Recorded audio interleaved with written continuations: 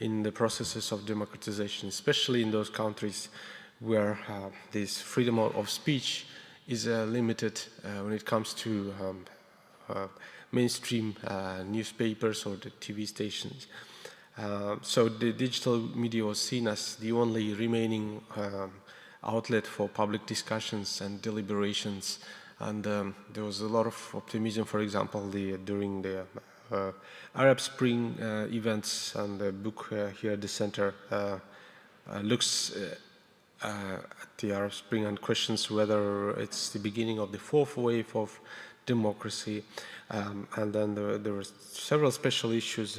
Here's one of them in the Journal of Democracy, looking at the social media and the struggle for democracy, and calling the technology at that time the liberation technology, with reference to the role the technology can play in democratization. Next slide, please. And of course, it changed a few years later. Then, of course, there were few events that impact. Of course, because of these challenges, we started the study that we are doing at the Center for the Sustainable Development, and the research more recently looked at such phenomena such as social fragmentation and their role on polarizing the society. And of course, there is a rising phenomenon of authoritarianism and populism among the political leaders across the world. And with growing influence of social media, the communities now face challenges of fragmentation and polarization. It's also, there is a third phenomenon, which is the spread of fake news. That's another factor that can play a role in the rise of populism and polarization. And of course, the worst case outcome from the social fragmentation would be conflicts in the society, and increased occurrence of conflicts, and especially conflicts based on differences such as ethnic differences, political differences, or other differences. Next slide, please.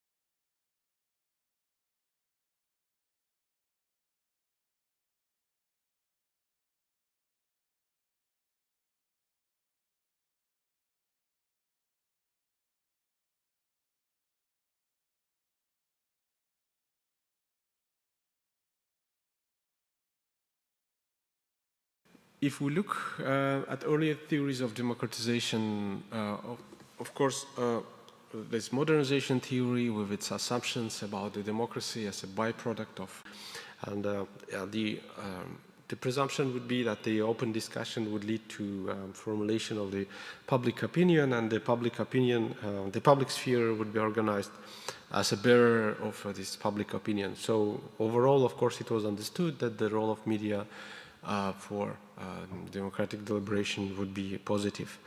Next slide, please. Looking at other writings on democratization, Marcus Pryor, another US scholar, wrote about the concept of broadcast democracy versus post-broadcast democracy. And obviously the assumption here is that with in the period of broadcast democracy, where there were broadcast channels, and it's before the internet and before the digital media, the assumption would be that the citizens were actively engaged in politics because they had the mainstream trusted sources, and the media provided wider access to information, and that in turn led to more informed voting, which is also supposed to be good for democracy. And lastly, next slide, please. In a special message to the Congress on the internal security of the United States in August 1950, President Harry Truman cautioned against a wave of hysteria about communism infiltrating the US. He urged a moderate and measured approach that does not undermine civil liberties, saying, once the government is committed to the principle of silencing the voice of opposition, it has only one way to go, and that is down the path of increasingly repressive measures until it becomes a source of terror to all its citizens and creates a country where everyone lives in fear. There is an alternative to elite panic about mis and disinformation. It involves reinvigorating the theory and practice of liberal democracy. I offer 5 strategies in closing. First, acknowledge pluralism and accept that people genuinely do differ in what we think, believe, and value. In a best case scenario, democracy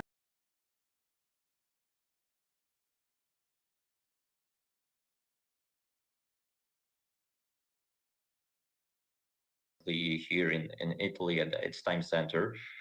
This is the project, the VIOMAP project, that aims to map the evolution of the information. Making decisions in contexts of uncertainty, we won't always get it right, and we will make mistakes.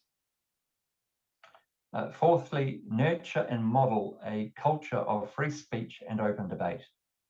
Answer false or misleading information with accurate information and reasoned argument.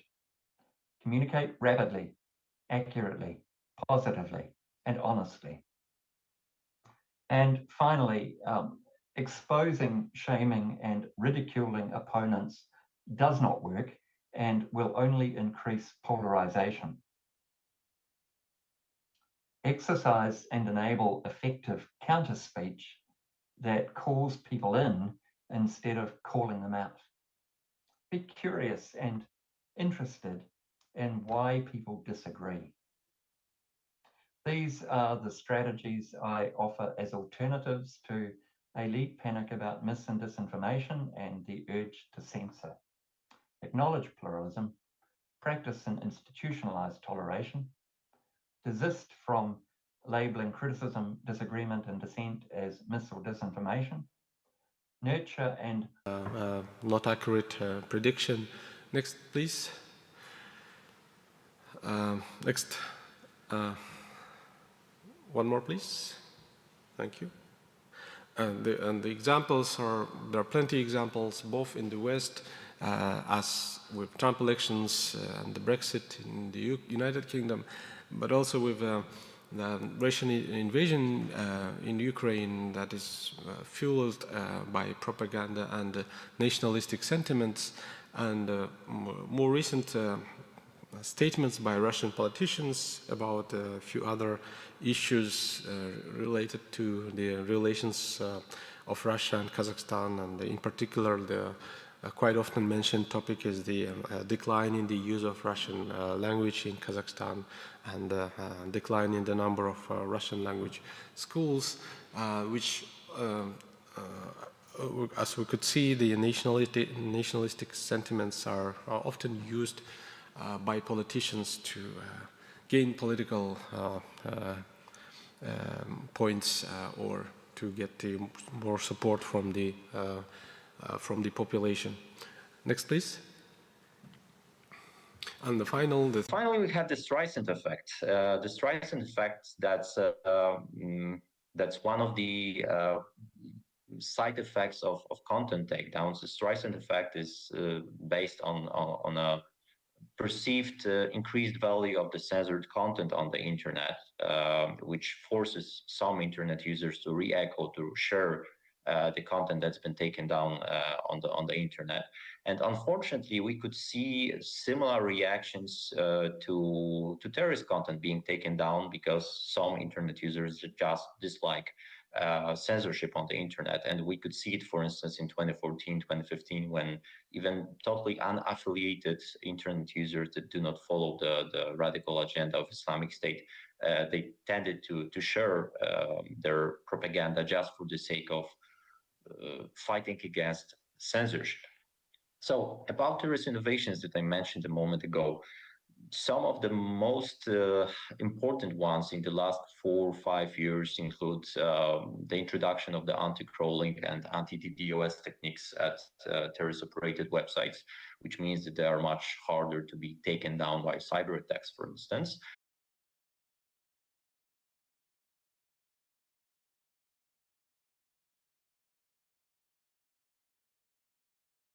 and its true or untrue consequences was spreading really fast in social media, whereas the official channels remained largely silent until the next day or until the next morning, where people were already informed with both false or false news, and some people had information about casualties, which turned out not to be true. Next, please. Of course, there is also need to use use interdisciplinary approach in these studies, and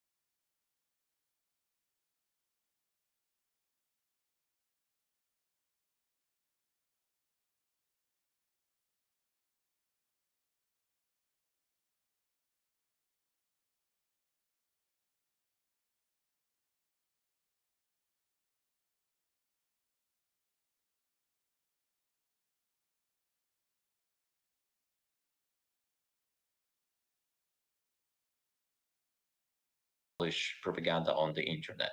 And this means that of course it's used widely to spread propaganda, and using the public money quite often to create bot farms or to influence from outside, or organizing cyber attacks. And there were several cyber attacks reported recently on independent journalists, for example, in the country where I come from.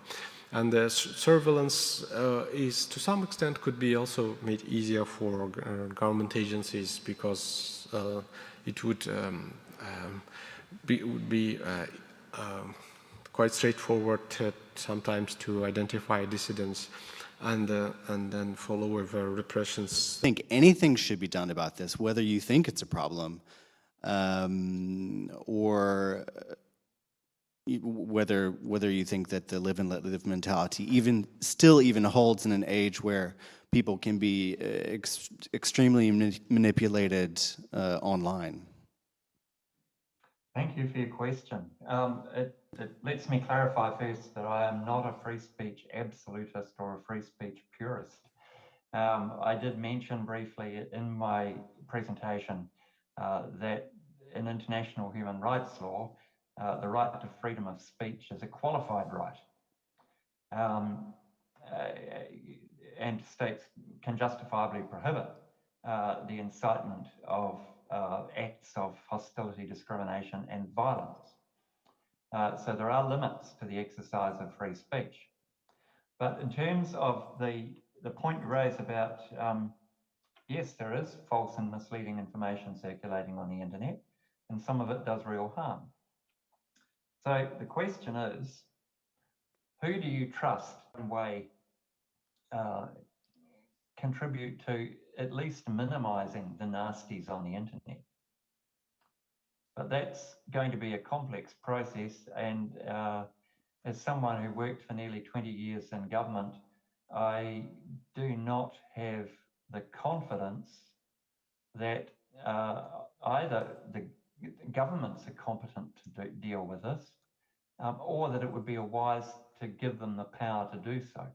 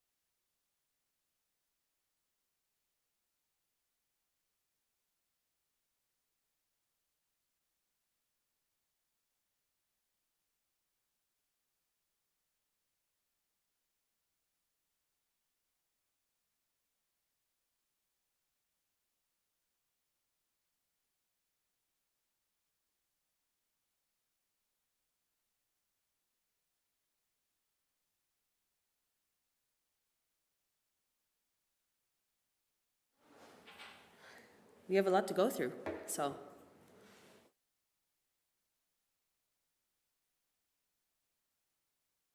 Great. All right, good morning, everybody, and good afternoon, or wherever you're looking at this live stream from. Welcome to this panel session and presentation session hosted by Wage Indicator Foundation and the Center for Labor, or the Central European Labor Studies Institute, or CELSI, one of our main research partners. Today we are discussing the gig economy, and more specifically our presentations around fairness in flux, or navigating the gig economy.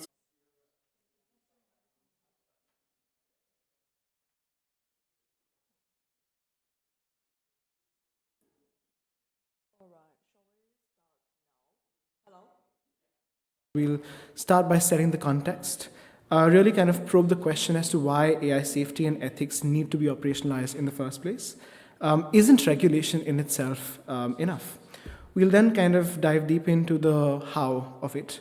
How exactly should this be operationalized? Critically looking at two modes of ethics and safety operationalization: model evaluations and algorithm audits. We'll then kind of look at their different types, critically assess different characteristics, limitations, etc., and finally kind of look at how these interventions really play out in the practical context. How can they be made useful in guiding the responsible development of AI technologies post hoc? Finally, we'll wrap up with some concluding remarks and take some question and answers when time permits. Let's start with the obvious. We're currently in the AI moment. AI development, deployment is seeing massive adoption, deployment across different sectors. There's widespread acceptance, adoption, usage happening, from recommendation systems to generative AI models, seamlessly generating code, text, image, audio, video, etc., to as well as a lot of sectoral applications of AI within healthcare, commerce, climate change. Center for Labor Research. Center for Labor Research is the Global Labor Law Office of the Wage Indicator Foundation. I'll be talking about the regulatory landscape in the platform economy. And before I go into detail, I like to make 2 points. The platform economy has created employment opportunities to millions of people. Although no exact numbers are available, but it is estimated that it is contributing to around 12% of the employment of the global labor force. So it is more than 400 million people who are earning their livelihood through the platform economy. First thing. Second relates to the regulation of the platform economy, and that comes with a question. The question is, and that we all need to ask ourselves, is whether we consider the access to decent work. Late November 2023, which again was pretty comprehensive in terms of its coverage. The platform work, especially the on-location platform work, is low-paid work, and workers are often barely making the minimum wages, let alone the living wage. When you look into the work-related costs, there's also a phenomenon of platform debt or negative incomes, where the cost of working with the platform exceeds whatever you are getting from the platform. So there are so many working poor who are working, but they are living below the poverty line. Then there's issue of employment misclassification that leads to the rights gaps. The classification of platform workers as independent contractors rather than employees raises concerns. It deprives them access to certain employment benefits that the labor laws give. And to me, this is bogus self-employment and deprives the platform workers of the protection of traditional labor rights and benefits, such as minimum wages, social security, paid leave, and healthcare. Then there's an issue of limited social protection. Platform workers often lack access to social protection. Essentially means ensuring that a model's outputs are clearly interpretable, communicable, and the processes that determine an algorithmic outcome are also understandable and accessible as well. And finally, you have something, a very core tenet of AI ethics, which is bias or fairness. which really involves investigating whether an AI system treats individuals fairly or whether a system performs differently for different groups based on protected characteristics like gender, sex, race, language, economic stratification, so on and so forth. And with this sort of pillar-based approach clear, we move to our first tool, which is ethics and safety evaluations. And I'm going to use a definition from academic literature adapted from Weidinger et al. 2023 here, where they define ethics and safety evals as a set of socio-technical tools that can help investigate, detect, monitor, and determine the efficacy of an AI system's capabilities. Colloquially and broadly speaking, they're really examinations for models that are deployed throughout the model sort of development lifecycle. And this can be deployed in a variety of ways, evaluating across performance levels. So trying to understand how effectively a model understands a sequence of words fed into it as prompts. How are its mathematical capabilities? What is its reading comprehension level, etc. Model modalities. How does a model perform with respect to text, audio, video, code-based capabilities?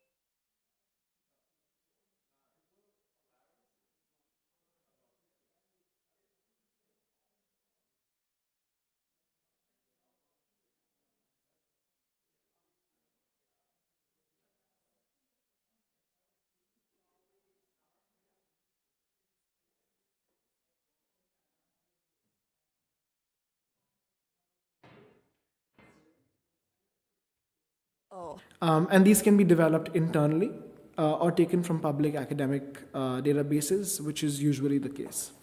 Model evaluations can be used throughout a model's development lifecycle and are used for hill climbing. 1 second.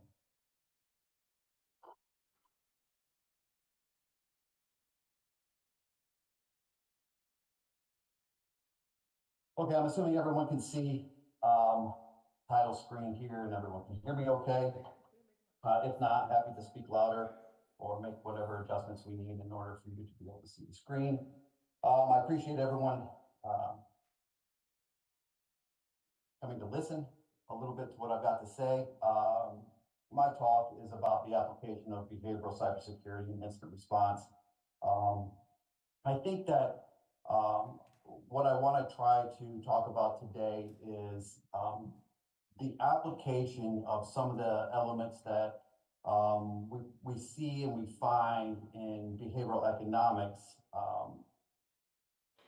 in the world of cybersecurity. And as I kind of move through the presentation, I'm going to give you a couple a short rundown on some basic economic concepts, a little bit about behavioral economics, and then how those key elements from behavioral economics really are quite applicable in the cybersecurity realm, and then talk about incident response and root cause analysis and how we can kind of apply those to come up with perhaps a better or a more meaningful way of looking at cybersecurity and cybersecurity incident response. The prevalence of violence and hate, sexual content, criminal planning, guns and illegal weapons, self-harm, regulated substances against sort of competing models like OpenAI's Mod API, Perspective API, using benchmarking techniques. This is just an example of how benchmarking kind of, plays out. However, benchmarks are, well, not perfect and have limitations. Firstly, there's a perceptible lack of appropriate benchmarks across model harms and modalities. I'll kind of get into for their own personal behavior. And if we think about, tying rational actor and rational agent from behavioral economics or regular economics, we know that people don't necessarily always do any of these. We don't operate under perfect information. We sometimes have inconsistent preferences. We don't always do cost-benefit analysis, and therefore, it was relatively easy to understand and see why we kind of needed to move towards a little bit different model as it related to just some basic economic decision making and those kinds of things. So out of that kind of raised or arose this concept of behavioral economics, which was more of a multidisciplinary approach that offers some a little bit more precise and comprehensive understanding of economic activities and market phenomenon, and it acknowledges that individual decision making is really constrained by their cognitive limitations, particularly not necessarily having the most perfect information to them or available to them all the time, and that people process information differently.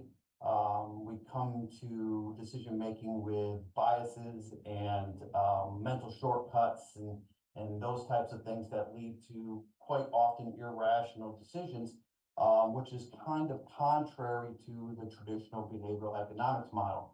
And I think the really neat thing here is that we can apply a lot of these things to cybersecurity and cybersecurity policymaking that we see both now and hopefully in the future, where a lot of policy making within organizations is based upon this theory or this concept of a rational actor, and that individuals, whether working for the organization as a user with a non-cybersecurity role, or those individuals that have a cybersecurity framework to help people with big IQs and smaller IQs effectively navigate through a situation. Number 3, it provides a meeting place for ideas and even taboo ideas. When I talk to people in ideologically extreme positions, if I argue with them, we just get what resists persists. We just fight. We get stronger, muscular, if you like, in our debate.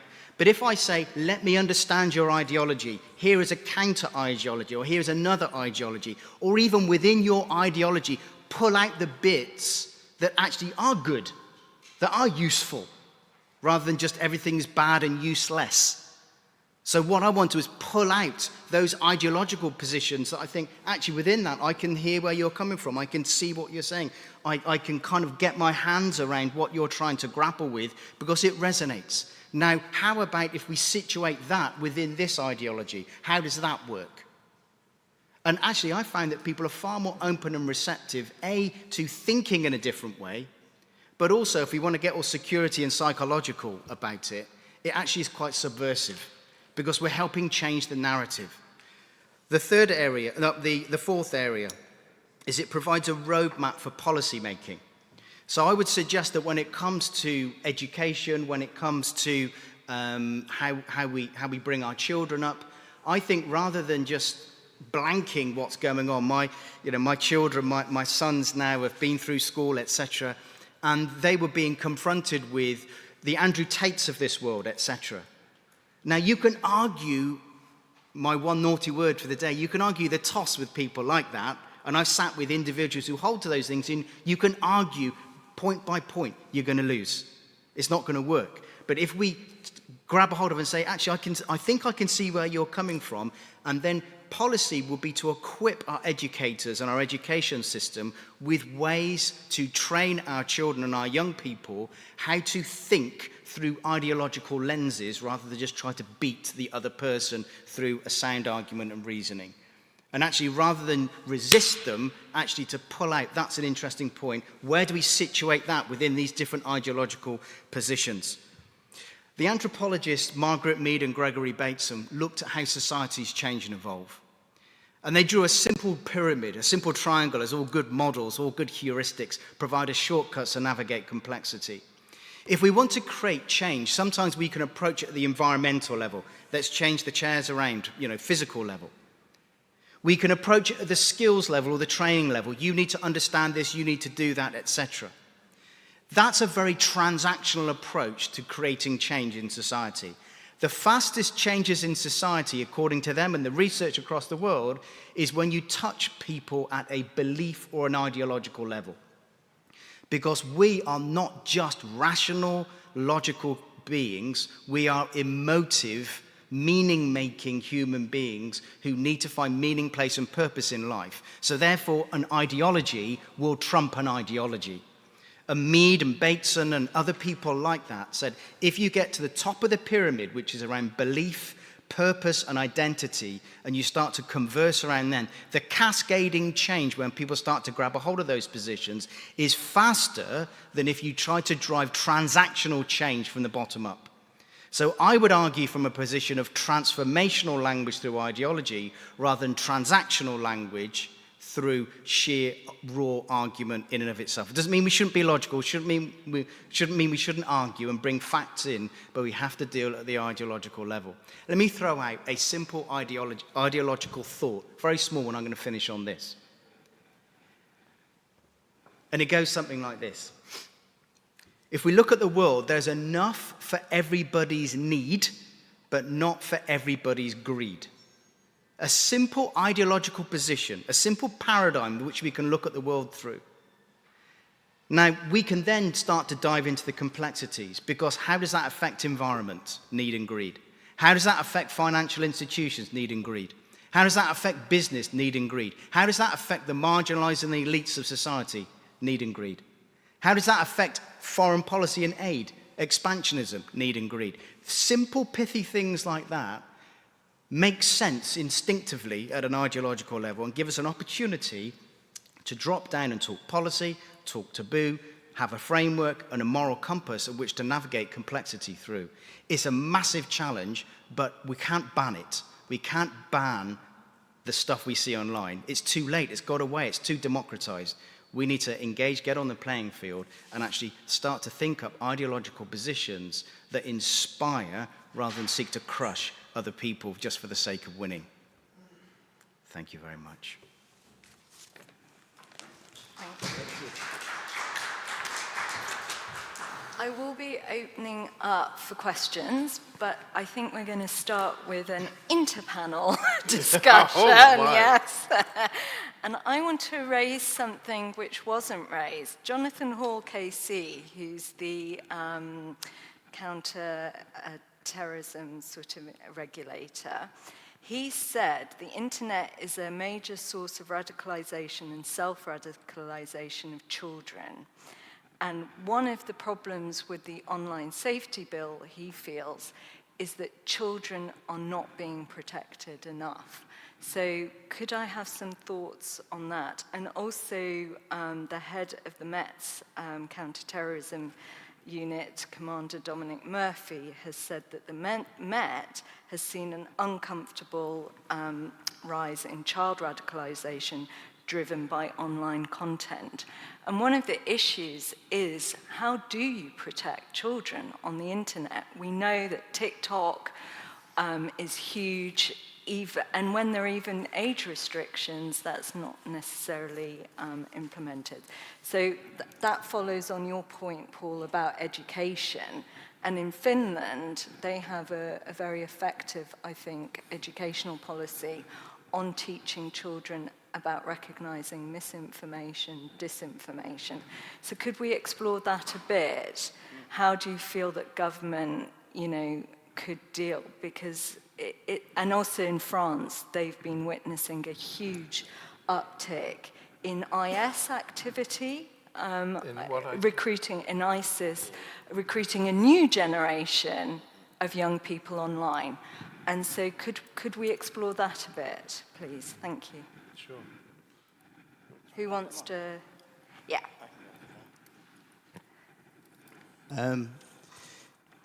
Yes, I've more technical thoughts around this kind of stuff, but I I engage both with Prevent and security around the sort of the Met side of things, as well as people on the ground. And I think one of the things that we can do, which is very, very practical, is from a social media perspective, rather than try to ban it and police and regulate, which I think that would be lovely, but I think we're beyond the stage where it's even possible with how you can get around things these days. That's just the way it is. I wonder whether we should start turning on the algorithms that actually search for facts. I think there's an algorithmic argument that says that a lot of the social media algorithms are sensational. They pick up on certain trends, etc., that are more sensational. Well, why don't we disrupt that by turning on and releasing algorithms and chatbots and machine learning and all the other bits and pieces that are actually fact finders, truth seekers, and do it that way. And the reason why I say that is because I can't mention names because we're streaming, but some people I was talking to some time ago work for the parent company of one of the well-known online social media platforms, and one of his roles, and he's involved with psychological warfare. He got employed by such an organization, allegedly. One of his roles was to develop the algorithms that would persuade people to move from one position to another, particularly when it came to the Brexit argument.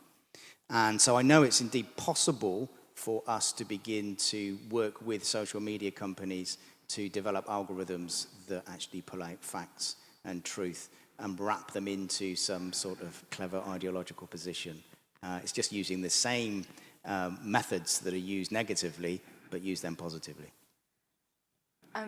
Thank you, but so far a lot of the social media companies have been reticent. They're big business, and one of the problems is sensationalism, as we know, sells. Do you think, I mean, there's a big argument that the internet companies should be held to account by not as being held to account by the same standards that, you know, old media, the newspapers, that they should be treated as publishers. One of the big problems is that it's quite difficult at the moment with current the legislation just doesn't keep up. Could you?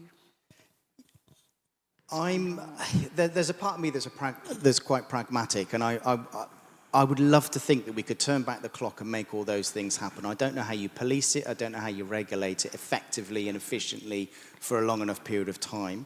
It would be fantastic. It would be fantastic. But so I'm much more of the, well, why don't we use the influence subversion approach? Subversion, I don't know if that's the right word, but the influence approach, and somehow hook it to the bottom line of media companies as well, or advertisers, and make truth sensational, make accuracy sensational, exciting in some sort of more positive narrative. But it's a carrot and a stick approach that, you know, if they're held to account as publishers, some people feel that would improve, you know, standards. Because at the moment it seems, and obviously because these are cross-border international companies, that's obviously another hurdle that, you know, who, where, what regulates. I mean, my sense is that, I mean, I'm not an expert on policy and law in that respect, but I would think it's nearly impossible to legislate unless the state steps in and starts turning things off and clamping down. And unfortunately, well, from my perspective at least, I think that these companies and how shares work and how the stock exchange works and transnational business operates, I just don't think advanced Western democracies can operate in that way. Maybe it's a bit sad. Yeah, I was going to say a little bit pessimistic.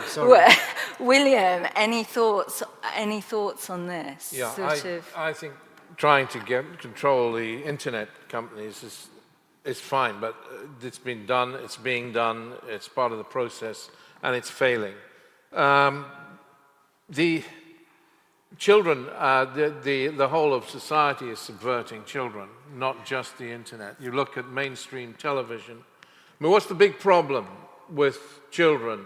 And that is violence, knife crime, anger, aggression, brutality that is creeping into their lives, and it's creeping into their lives from mainstream media, from the BBC and the ITV, which put on programs which are frankly very, very brutal now, and very, very brutal, and people become inured to violence, desensitized. It's, in my view, this is my view, I'm just saying. And so what we need is a kind of sea change in society. And we also need, if you want an old-fashioned view, we've taken away all of the things that children did, not just in Britain, but across the world, because of this change in approach from governments. And our own government here in the UK, the youth clubs have gone, the swimming pools are being closed down, the kinds of things that would occupy children and get them off the streets. And you see a huge rise in knife crime, you see a huge rise in violent crime.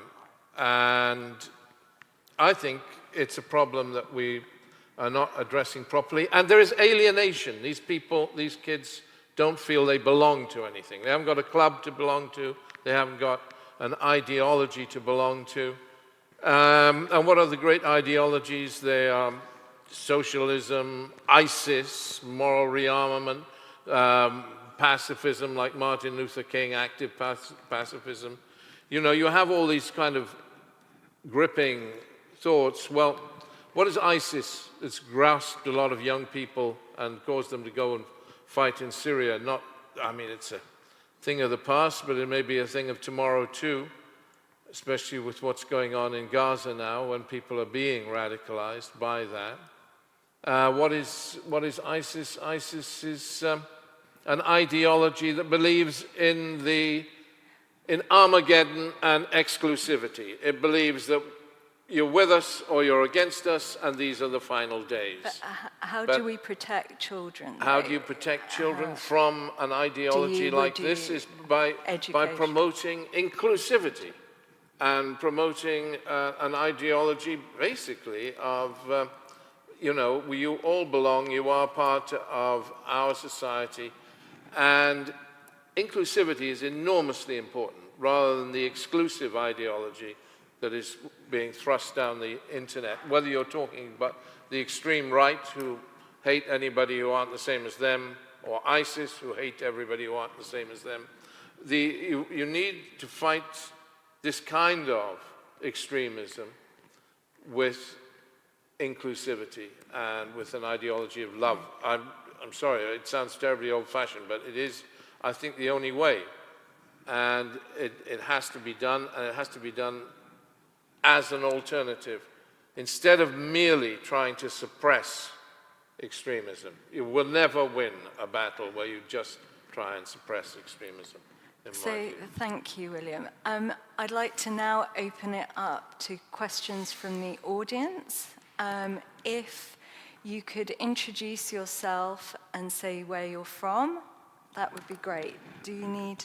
Yeah, there's one coming from the back. Okay. There we go. Thank you.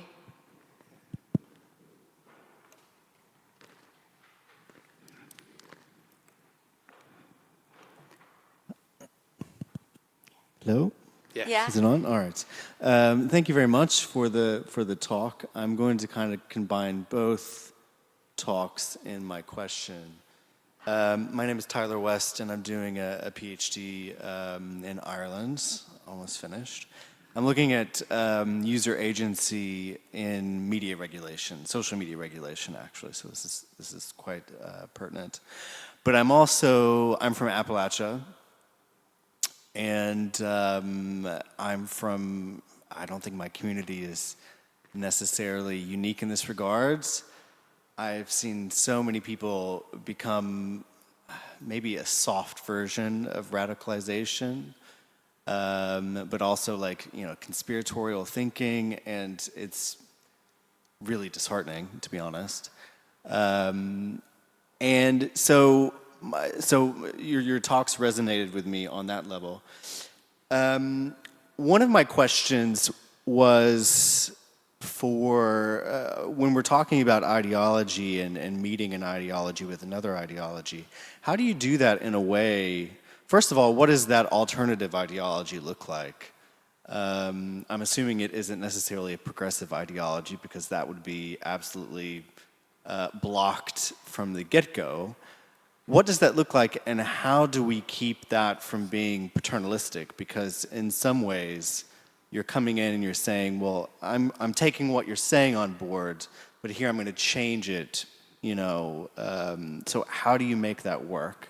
Because in my experience, when anybody, I personally know, I try to challenge their ideologies or even act like I'm commiserating in some way with their beliefs, they're like, I'm on to you. You're trying to change my mind. So that was one question. The other, really for both of you, was what is the cause of all this? We talk about the anger and the anti-elite. Nobody really talked about what they thought the root cause was. And I think until we get to the root causes and fix those, this problem is going to continue. William touched on it, thank you. So if you could keep the answers brief. Yeah, thank you. Who wants to go first? Paul, do you want to go first? Tyler, thank you. Yes, I've spent many, many hours, weeks, months, it feels like years in rooms talking to people with really strong ideologies. And in the early stages, I was a bit of a trickster. I was thinking, hey, yeah, how can I make you think that I agree, and then I can subvert because I've got some clever Socratic questioning technique. It doesn't work. Actually, the truth of the matter is this takes time. And actually going in with 2 ears and 1 mouth, using them in those proportions, and genuinely listening for, actually, I can see where you're coming from, actually. Tell me more, tell me more. And it's time and proximity that win people, not the argument. The arguments come later. Of course, we can take people on a logical thing, but actually it takes time to walk with people through a process. How have I changed over time? Yeah, I've had epiphany moments, but it's been over time. Whether I like it or not, that's just how we change. Brains like the shortest possible route. They don't like burning carbohydrates, so they need time to change. In terms of the causal factors, really interesting. Whether I talk to Kremlin whistleblower, through to paedophile hunter, the common thing that comes through is a sense of existential nothingness. They call it black pilling. What's the point? Red pilling is, hey, we've woken up to see the world as it really is. But black pill is, I've woken up to see the world as it really is, but there's just no point. And I think people are in an existential vacuum. And I think that's a big, because we won't get into geopolitical, the collapsing of familiar things around us creates, and I'm going to try and keep it pithy, so I'm going to stop, but I think there's a lot to unpack in the existential vacuum. And of course, you get strong women and men stepping into that and providing simple solutions to complex answers. And people want security and stability, so they'll latch onto it and find meaning, something to live for, but more importantly, something to die for. And I think we've kind of lost a lot of that something to die for business. Thank you. William?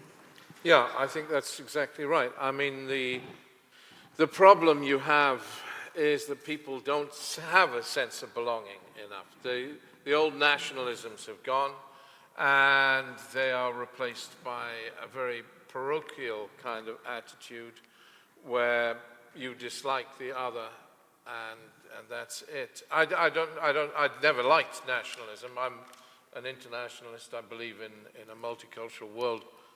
But it's not, there is a lack of a sense of belonging, and I think that is a core problem with the alienated. People don't feel they belong. And then hatred gets fostered. And and hatred, we live in a much more hating world now. Hatred is much more of a feature of our lives. Hatred of Israel, hatred of Russia. You get a lot of hatred bouncing around amongst ordinary people. And it is a real problem that this is becoming a phenomenon in our society, in my view. Hatred of migrants, hatred of... The hatred is becoming a major phenomenon. Hatred of Brexiteers by Remainers and vice versa. So it's something we have to deal with. But the other thing is ideologies for inclusivity. I mean, we've experimented with this at my foundation, the one I work with, in different ways. And one time, a few years back, we set up an online group called Qawata. Qawata is Arabic for reflections, and we decided we'd make it a kind of Sufi-esque program, and we built it on the basis of an organization Paul knows called Moral Rearmament, which believes in, or used to believe in, doesn't exist now really, but used to believe in absolute purity, absolute truth, absolute love, and absolute selflessness. Now, it was an odd thing to build an ideological page on. We did it as an experiment. We made it totally inclusive, so pro-gay, pro-everybody, you know, a one-world ideology of the kind of thing that Khalil Gibran used to believe in, a world without frontiers, where you're all part of the one brotherhood and the sisterhood of mankind. And we promoted it on Facebook. It's still there. It's a pretty dead page now because we haven't had the energy, because it took huge effort putting things up in Arabic and English every day. It got up to around 500,000 followers, and mostly in towns like Cairo. And it's interesting, though, that people are eager for a philosophy of inclusivity in a world where there is so much exclusivity of the other. And so that was an experiment. Okay. But there are other approaches. Sorry, Debbie's accusing me of talking on too much.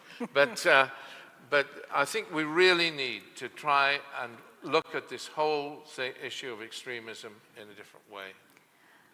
Are there more questions? Veronica, thank you. Maybe some online as well. Yeah. I have no suggestion. I'm working for the Next Century Foundation. Sorry, I've got a frog in my throat. I just believe that if you discuss things, the whole emphasis is sorry, you don't get together and discuss things. I think if we can actually have a situation where people can talk and discuss things, and they suddenly find it that person is quite like themselves, and they don't put up a wall because you're all Muslim and I'm Christian, and you ought to be able to discuss things. And I just think it's so sad that people no longer just have the opportunity to discuss things, and always this great umbrella of the internet sort of covers everybody, and so you don't meet people and discuss things. I mean, the thing is to meet people and talk about things. I think it's really important to be able to do that. And now in this internet world, we don't discuss people and find out that person's quite like ourselves and put out walls. And I just find it really, really sad that we've got to this where we don't actually meet people and talk to them. I think that's much better. I'm sorry, I have no other solution. That's what I was going to say. Are there any online questions, Gwen? Okay. So, thank you. Okay, thank you very much. My name is Joe. I'm from Hong Kong, China. I'm the chief editor of Artificial Intelligence Global Community. So I like this topic very much. So my question is, should we consider the historical perspective when we discuss extremism? 50 years ago, LGBTQ was not a good thing, 50 years ago. But today, it has become common sense. 200 years ago, colonialism was a social progress, but today it's a bad thing. So today we discuss about how to protect children, how to educate them. But actually, I think children themselves is educated themselves by TikTok. When we discuss about TikTok spread bad ideas, but it also share lots of knowledge to next generation. We could imagine that 100 years ago, probably BBC TV is an evil thing. It's not good. As same as we treat TikTok today. So I want to know, could we probably after 100 years, everything narrative will be changed. And today's extremism will become another thing. Wow. Okay. It's quite a question.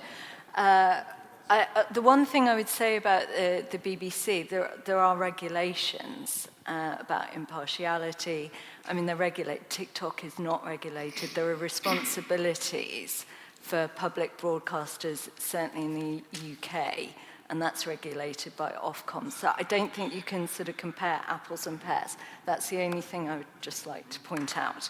So, Paul, would you like to tackle, I mean, wow, extremism, is it going to become in 100 years? The norm. Yeah.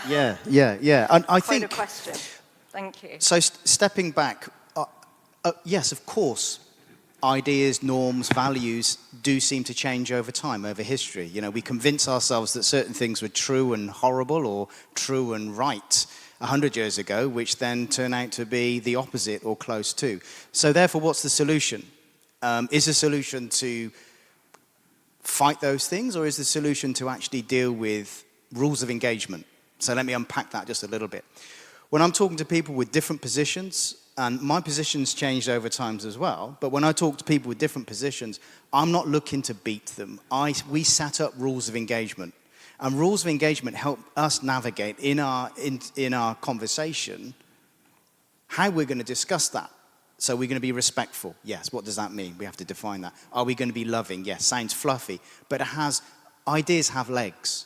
These emotions have legs. If I'm angry and I don't settle, that has legs in terms of I'm going to act out of that. So if we're discussing an ideological position which we may disagree on, or which may well change in 50 years' time, I think it's really good to train people how to actually engage with other people in conversation, because we need to have a humbler position. I'm not saying that certain extremist positions we take all the way through forever, but if I'm not a philosopher, but if you read Hegel, when he talks about antithesis, and then, when he talks about synthesis, bringing ideas together, I think it's a much better way to approach these ideas, which may well change. We have a humbler position. We're not rolling over. We're trying to pull out what is genuinely useful, understanding that we will change. But I think there are some red lines. I think there has to be some red lines around the dignity of a human person and a human being.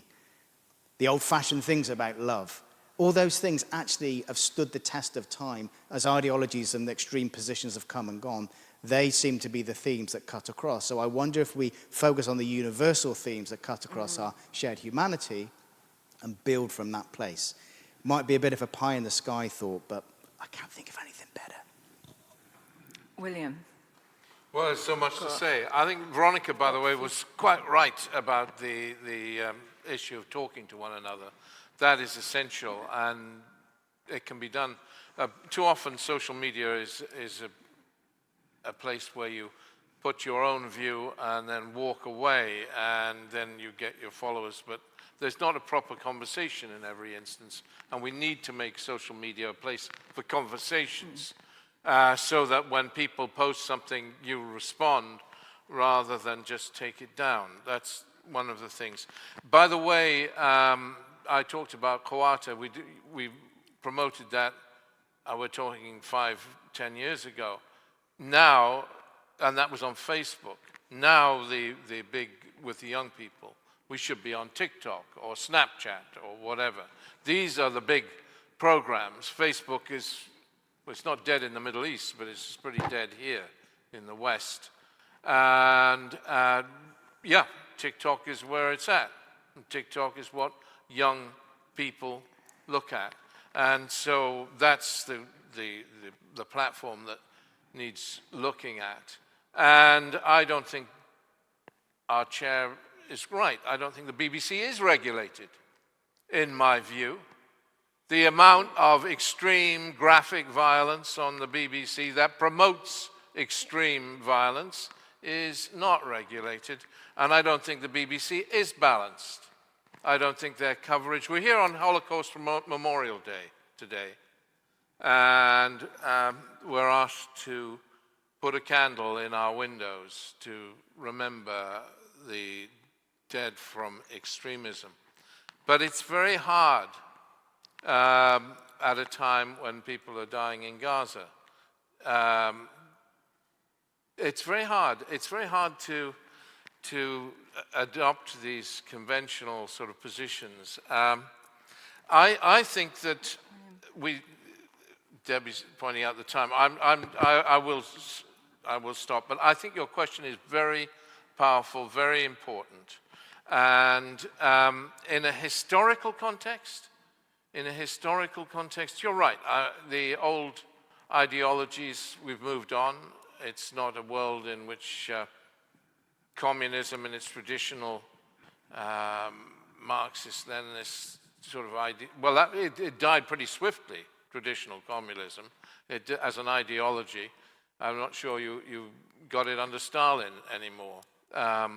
It ended pretty swiftly, but there are, these ideologies are gripping, you know, the ownership of the means of production by the people, for the people, Clause 4 of the Labour Party.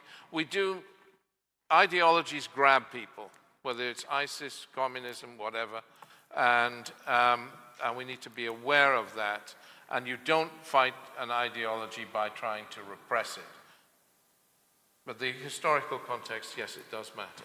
I need to repeat, the BBC has very strict guidelines and regulation, and that's a whole other discussion. But I think on impartiality, we need to wrap up. I'm going to... Oh, we're all right. Are we all right? Do we need to wrap up? Yeah. My goodness, I was looking at the clock up there. Yeah. Yes. I'm just going to say that I think, as you've seen, the chair disagrees with some of the speakers, but we need to continue this conversation. We could go on and on. I think this is a subject we will revisit. And I think the big takeaway for me is that obviously education is key, and that governments, I think politicians also, we haven't touched upon this, their language of division and hate also sets a tone. It does, that's true. And so I'm sure the speakers will be happy to speak to you afterwards if anyone has any further questions. So I'm going to wrap this discussion up, and thank you very much for coming today. Thanks. Thank you.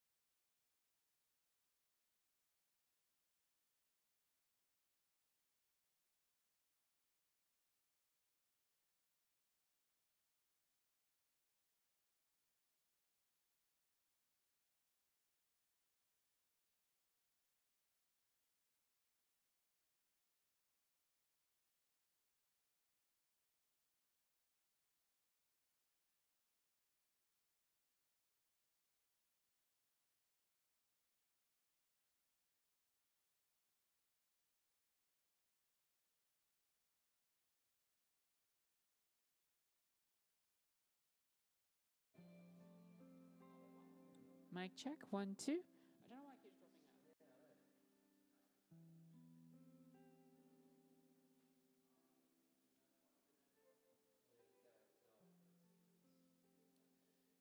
Yet another grab then.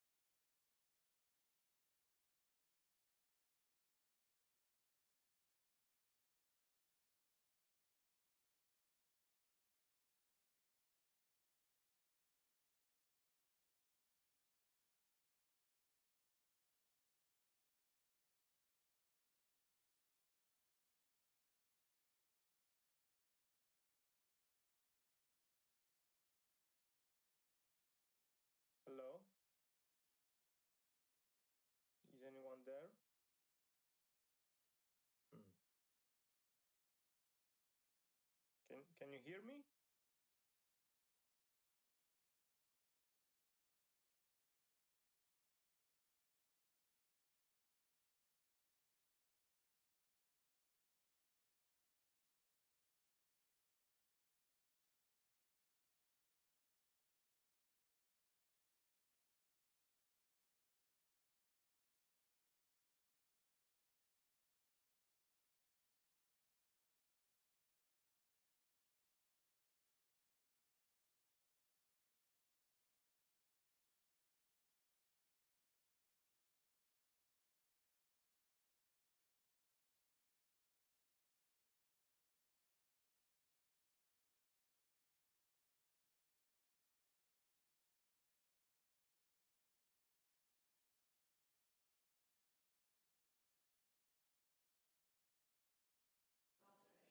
Hello, can you hear us?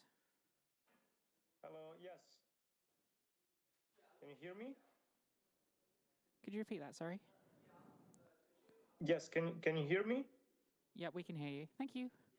Okay, thank you. We'll be going live about 5 minutes. All right, thanks.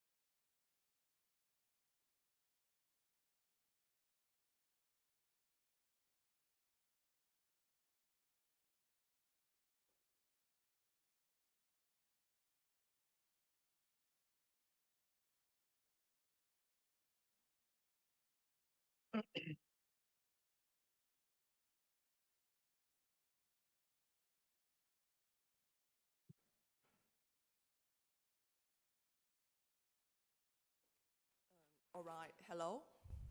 Recording in Hello. progress. Oh, cool. Welcome to the afternoon panel on investigating cybercrime against business in the EU. Results from the cybersecurity for businesses. And I'd like to welcome our speaker, Tommaso Comunale. And Thank you.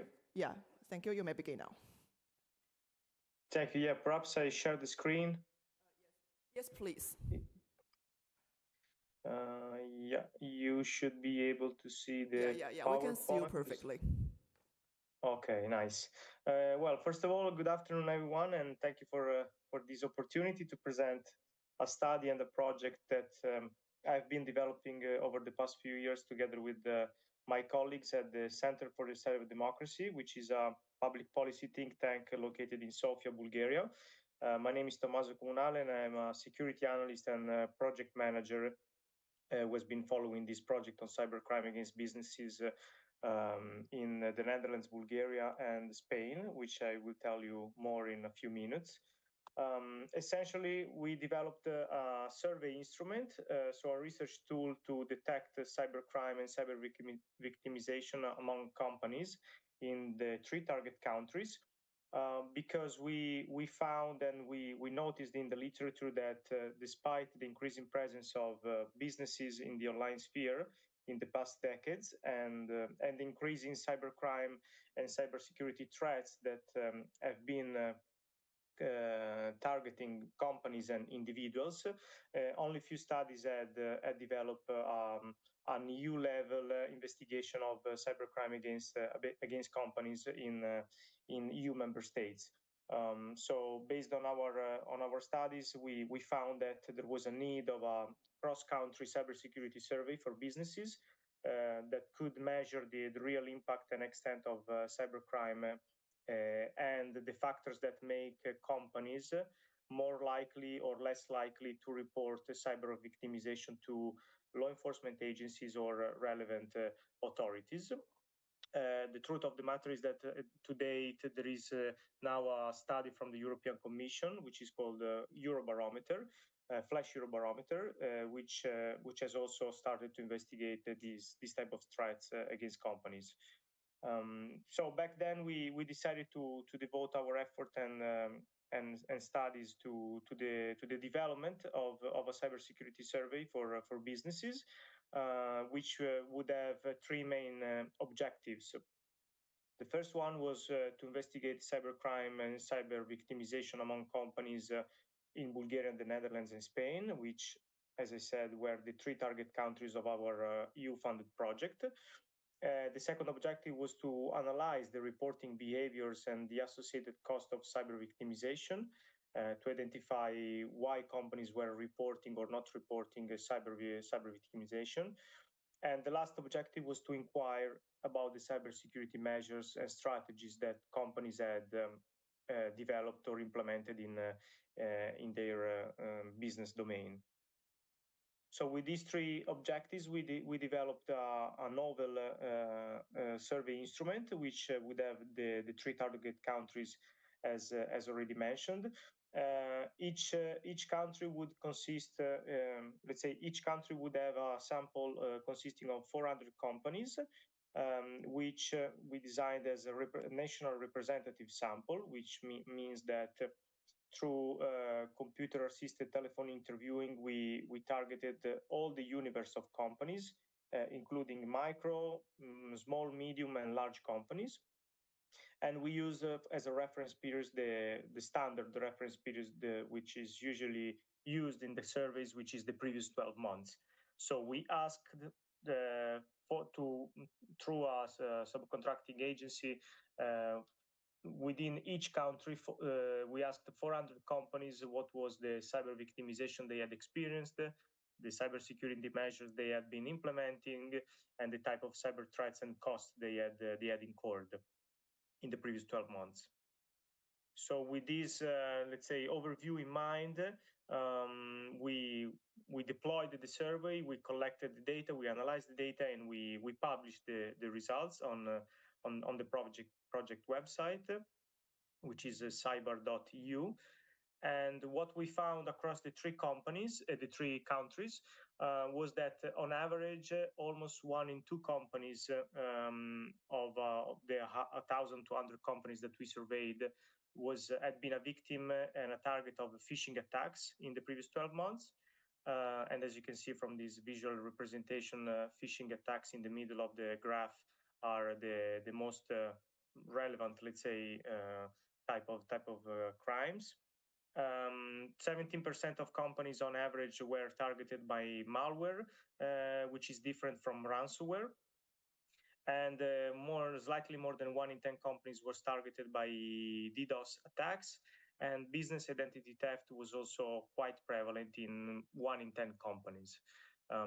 So we use the standard categories of cybercrime from the previous literature to inquire about this cyber victimization. So it was quite an interesting result, although on a very descriptive level, to notice that phishing attacks, malware, were the two most recurring type of threats reported by companies. When I say companies, I mean that we targeted, we asked through the survey either IT experts or business representatives that had a knowledge on the IT infrastructure. So we only surveyed people who were in a position of providing effective knowledge and information about the cyber threats and attacks. Then regarding reporting to the relevant authorities, because one of the other key objectives was to not only to inquire about cybercrime against companies and the type of cyber threats, but was also to inquire to which type of authority companies were reporting to having suffered from cyber crimes. And these graphs shows on the left the type of cyber crimes and cyber threats, and on the horizontal axis the type of relevant authorities that were reached out to report any cyber offense. And as you can see, website administrators and internet network service providers were the two most recurring relevant authorities that were reached out. So essentially, the larger the square, the more the number of companies that declare to have reported to that type of authority. Some other authorities, as bank or credit card company on the top level, were mostly reported as relevant authorities for attempt of accessing a company's account, which is no surprise. And another trend that is partially visible is that ransomware in the middle of the graph was basically almost evenly reported by companies when it comes to website administration, internet and service providers, but also the police and outsourced cybersecurity providers. So one of the takeaway of this graph and this type of information is that it's interesting to notice that the police, which is actually one of the state authorities that would be mostly, let's say, involved in this type of dynamic, was actually not so much involved compared to other types of relevant authorities. Then, talking still about reporting behavior, we inquired about the main factors for reporting. And among the Bulgarian companies, the three most recurring reasons were to avoid or prevent repeated cyber victimization. So more than 1 in 2 companies declared to having reported cybercrime because of prevention of additional type of offenses. But also to support the authorities in fighting incidents like that in the future, almost 1 in 4 companies. And then the belief that it was the right thing to do was also reported by 1 in 3 companies among the Bulgarian sample. For the Dutch and Spanish companies, we also found that legal obligations and mandatory reporting, together with preventing repeated victimization, were two of the reasons mostly reported for having reached out to the authorities, but also seeking help with the incident to prevent further losses. And again, the moral, let's say, idea that it was the right thing to do. So this type reasons somehow point out to the fact that prevention of repeated victimization, but also the belief that it is the right thing to do was one of the factors for which companies reached out to the companies. Although you can see from the percentages that, and also from the previous graphs, that it was not so much prevalent as one would imagine. But still, there are some good takeaways from this initiative. For what concerns underreporting to the authorities, so the most recurring reasons for which companies did not report to relevant authorities across the 3 countries, there were 3 key factors. The first one is that they believe the companies thought that the police and other authorities could not do anything to help, and you can see at the top level of the table. So, for example, for what concerns ransomware, 100% of the companies in the Netherlands thought that authorities could not do anything to help. So that was the reason why they did not report the incident to the authorities. But also, and this is also relevant, the 2 other key reasons for not reporting were that companies dealt with the incident internally, so they managed within their own security team the issue or the incident, and also because they thought it was too trivial or not worth reporting, so they didn't bother to reach out to the authorities to seek help or to make a crime reporting file. This is also interesting because in the literature there was also the fear of reputational damage as one of the key theoretical reasons for not reporting cyber offenses. So the notion that companies would be concerned about a negative impact on their reputation if the public opinion became aware about having suffered a cyber data breach or a cybersecurity attack. But we found no evidence in our study that fear of reputational damage was a key reason for not reporting. So lack of trust, which is essentially they cannot do anything to help, and the fact that they dealt with the incident internally or they thought it was too trivial to reporting were the 2 key reasons for not reaching out. Then moving on to the next slide, okay. So the conclusions that we reached through the study and through the reports, which are openly available on the website, is that of course reporting behaviors varies among the 3 countries, and the Netherlands has come out as the most virtuous country in this regard, which means that in the Netherlands companies had the highest reporting rates for identity theft, money laundering, money muling. Even if companies aren't being targeted directly, there's a good chance that their apps or services are being used to facilitate and coordinate the activity between fraudsters. You can go online right now and enlist 100 random people around the world to walk into a bank and open a checking account to receive fraudulent payments. And the truth is that even if 99 of the fraudulent transactions were caught before they happened, good luck figuring out where the initial order came from.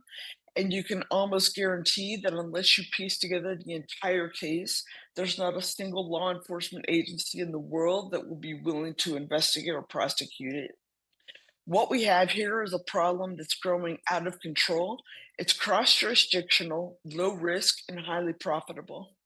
If it was just a matter of building better detection methods, we would not have the problem that we're seeing today. In a 1977 lecture by Donella Meadows on the philosophy of system dynamics, she said that anytime there's a problem growing exponentially, we need to identify the positive feedback loop in the system. This is where complexity science enters the picture. We need to step back and look at the system as a whole. So what exactly is complexity science? It's the study of the relationships between systems. Linear systems are additive. The output is always the sum of the input. 1 + 1 = 2. Complex systems are highly interdependent, decentralized, self-organizing, and sensitive to feedback loops. What are feedback loops? Think of this in terms of a thermostat. You turn the thermostat to a certain temperature, the heater or the air conditioner kick on until the room reaches the desired temperature, then it shuts off. Once the temperature exceeds or falls below the desired temperature threshold, the thermostat kicks back on and this loop continues. In the case of cybercrime, as digitization increases, online fraud increases. As online fraud increases, financial losses to business increase. As financial losses increase, the budget to investigate fraud decreases. Both of these contribute to decreasing investigation capacity. And as the investigation capacity decreases, the likelihood of catching fraudster decreases even more. Emergence occurs when a complex system has properties or behaviors that the individual parts do not have on their own. In the context of fraud detection, individual actions or components may not constitute a crime. It's not until their actions are placed together with the larger network that a fraud ring emerges. Machine learning cannot detect patterns that have not yet emerged.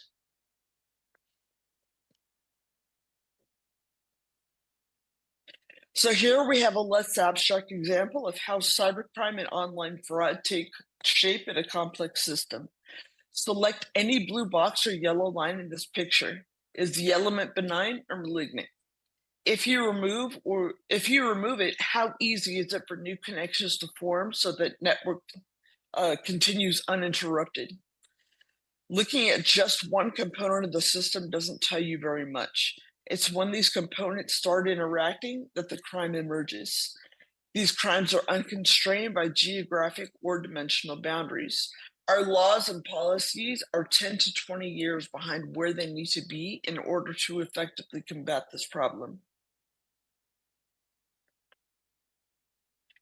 Just as we can't fight a forest fire by pouring a bucket of water at our feet, combating cybercrime and fraud requires that we examine the system as a whole. To recap, fraud and cybercrime is adaptive. Fraudsters adapt their methods to our detection efforts. It's collusive more often than not, and this collusion overrides the traditional spectrum of fraud prevention measures, such as separation of duties and oversight. Fraud displays emergent patterns. Fraud can be visualized as networks. These are properties of complex systems, not of linear systems. Now, machine learning still has its place in the fraud detection ecosystem, but it's not enough. If these models were effective on their own, then cybercrime would not be growing exponentially year over year. Fraud screens are adaptive, machine learning models are not. Classical machine learning assume that each artifact or transaction is independent of the rest. This is a faulty assumption for fraud investigation. Using the bird flock as an example, let us assume that we remove or arrest a dozen birds from the flock. Which dozen dismantle the flock?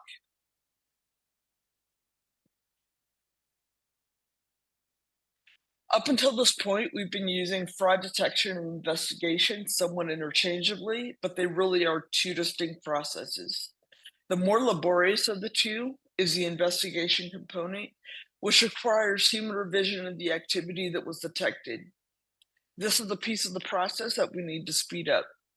You'll want to keep the automated detection methods in place, but don't let your teams get too hung up on perfecting detection models, because it's an ongoing effort and the models will be outdated as quickly as their utility is realized. Wherever possible, invest more effort into speeding up the investigation process and improving the models on the investigation side of the equation.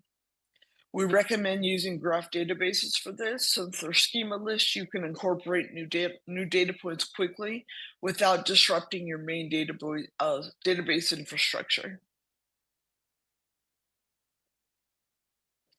Okay, so now we're going to take these principles and apply them in a case study and hopefully provide you with some ideas on how to stage your own data.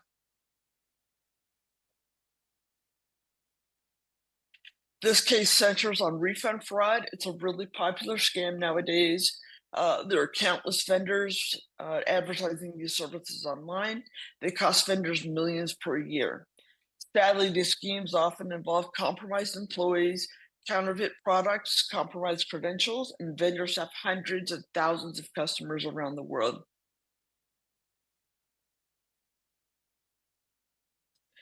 The preconditions that we'll cover here on the crime script include data points that these companies would already have in their possession. Graph models get really complex really quickly, but as your teams learn the topologies to look for that are specific to your domain, querying the information becomes much easier. Graph networks are ideal for modeling relationships between variables. We refer to the objects or entities as nodes and the relationships as edges.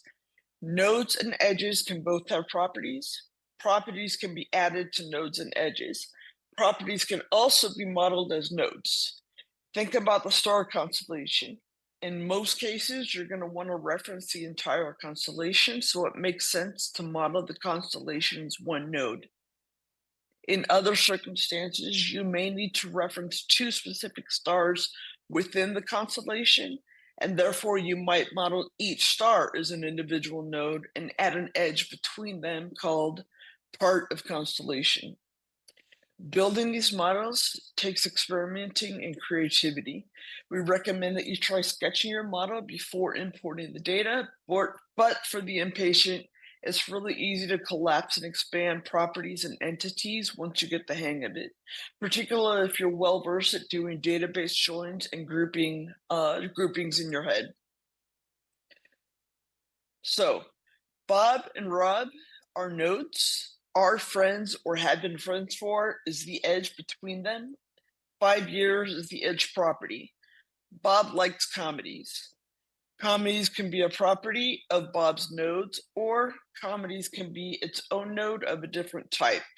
You're going to want to add unique constraints for each node type so that every connection to Bob leads to that single node.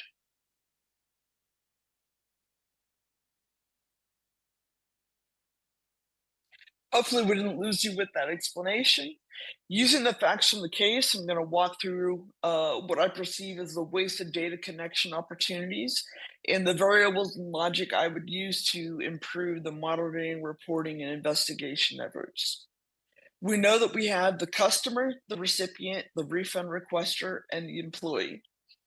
They may be one person or 4 people. Either way, we'll have a unique user ID for each person. And since collusion overrides a traditional spectrum of fraud prevention measures such as separation of duties and oversight, shared relationships that cross these permission boundaries will be of particular interest. If I were modeling this, I would start with the 2 node types, employee and user customer.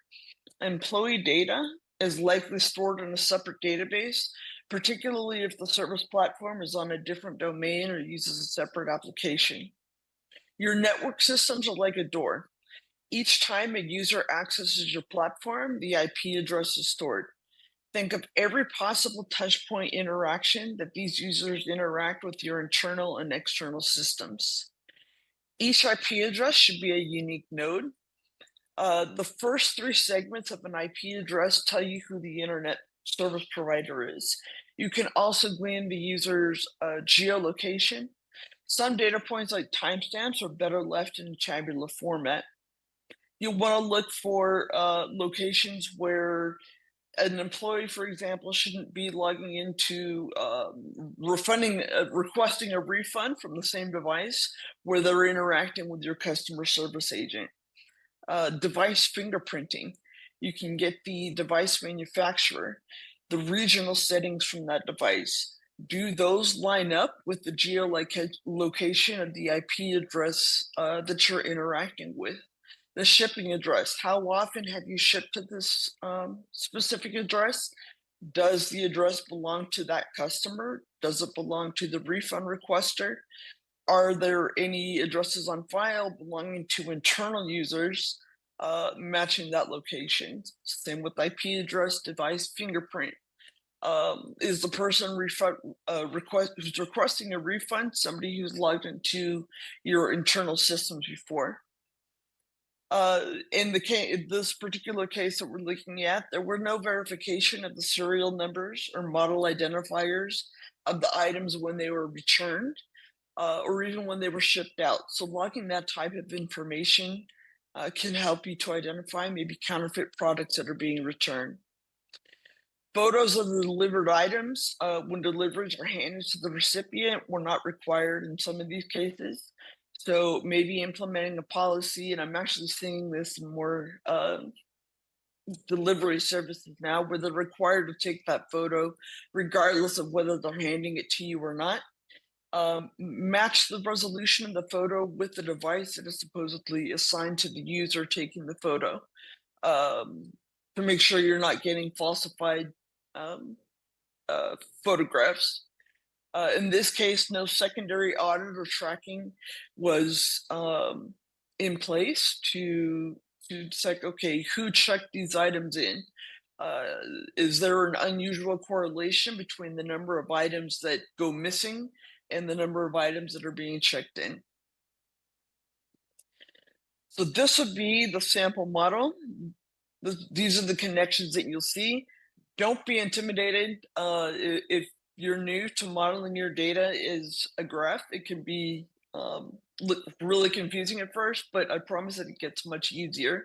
You'll start to identify which of these variables you want to leave as in tabular format for your own reporting, maybe alerts, automated alerting, investigation.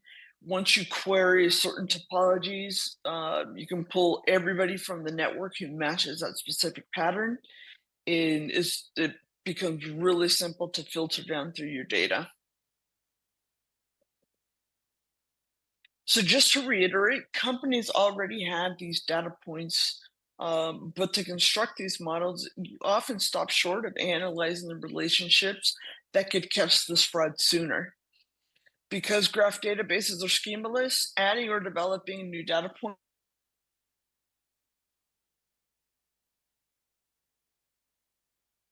is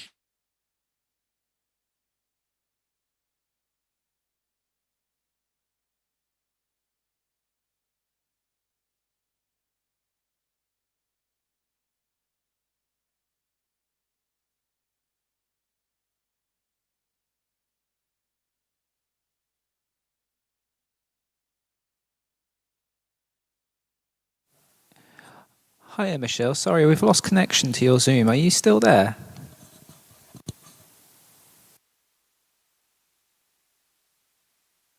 I can hear you. Sharon, we'll wait for Michelle to reconnect, but if you're okay to take over, that would be fantastic.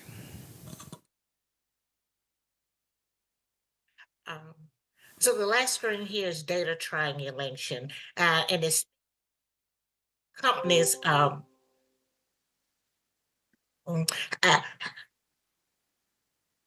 think we lost the presentation. Yes. Don't worry. Michelle's coming back on. Okay. They call it technology. It's all good. We're doing very well for time. Oh, did I lose part here? We had a disconnection for a moment. If it's okay, Michelle, please could you share your presentation again, please? Yes, just give me one moment. Yeah, we lost you right on that that last data triangulation screen.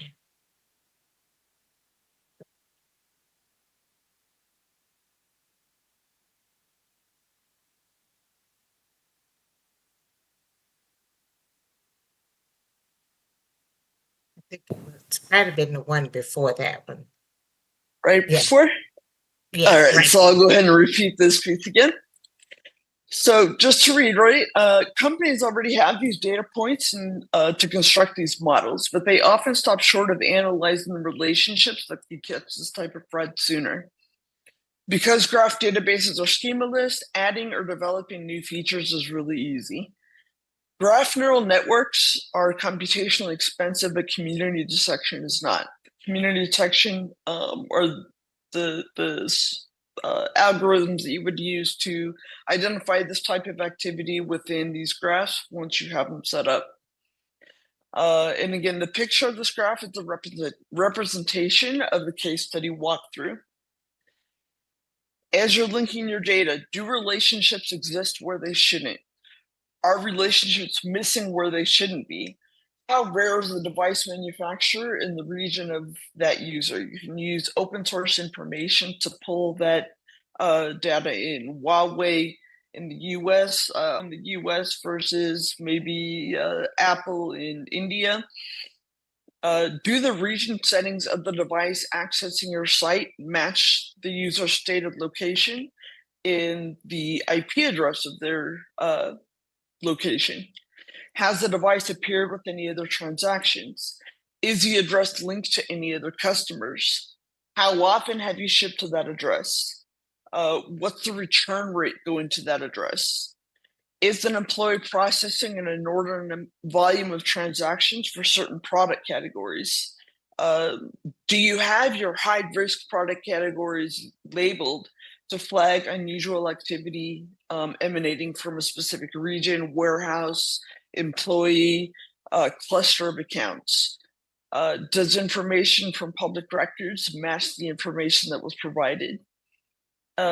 Your fraud monitoring may be split between real-time decisions and ongoing efforts.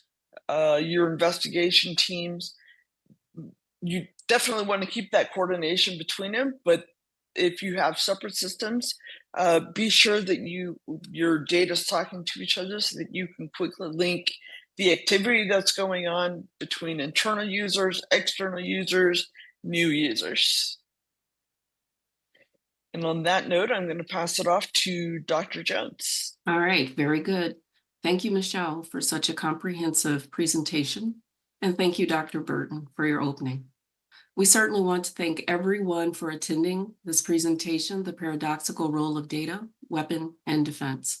The learning outcome objectives were to assist you in understanding the complex and paradoxical nature of data, comprehending the landscape of cybercrime and online fraud through the lens of a complexity science, and how to enrich data and apply it in fraud detection and investigation.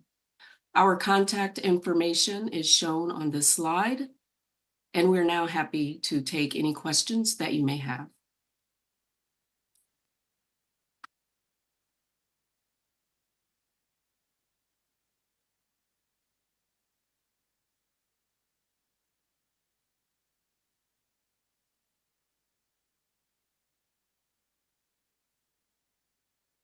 Michelle, if there are any questions, can you go back and talk about those data points? I think that it's very interesting for people to understand who may work in any industries that could be connected to fraud and how the materials are called out that may have high interest for fraudsters and how companies can flag these particular materials that are potentially high fraud. So if we start seeing a lot of returns on those, it gives out an alert. Can you give a little bit more on that?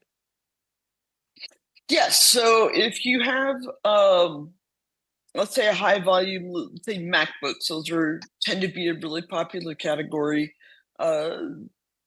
falsified returns. If you have the serial number is always on the box, so maybe implementing an automated way to track that serial number when it goes out the door, when it returns, look at where it's being returned from.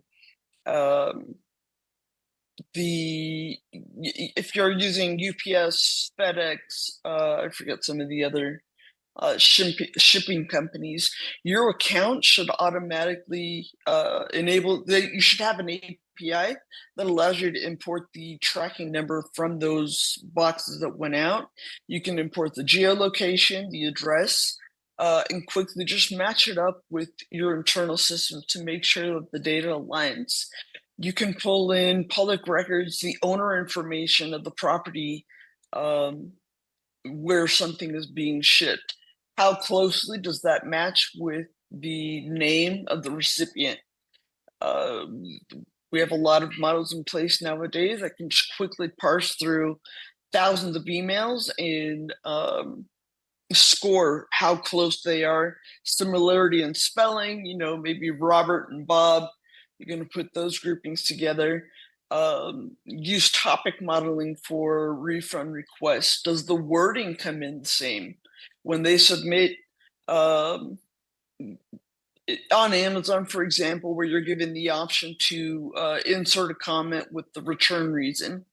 How similar is the wording? Are you seeing a pattern from a certain cluster of accounts where they're using identical wording in those return reasons? Delivery directions. So maybe sometimes we'll say, use this code or leave at the door. Don't leave at the door, come around back.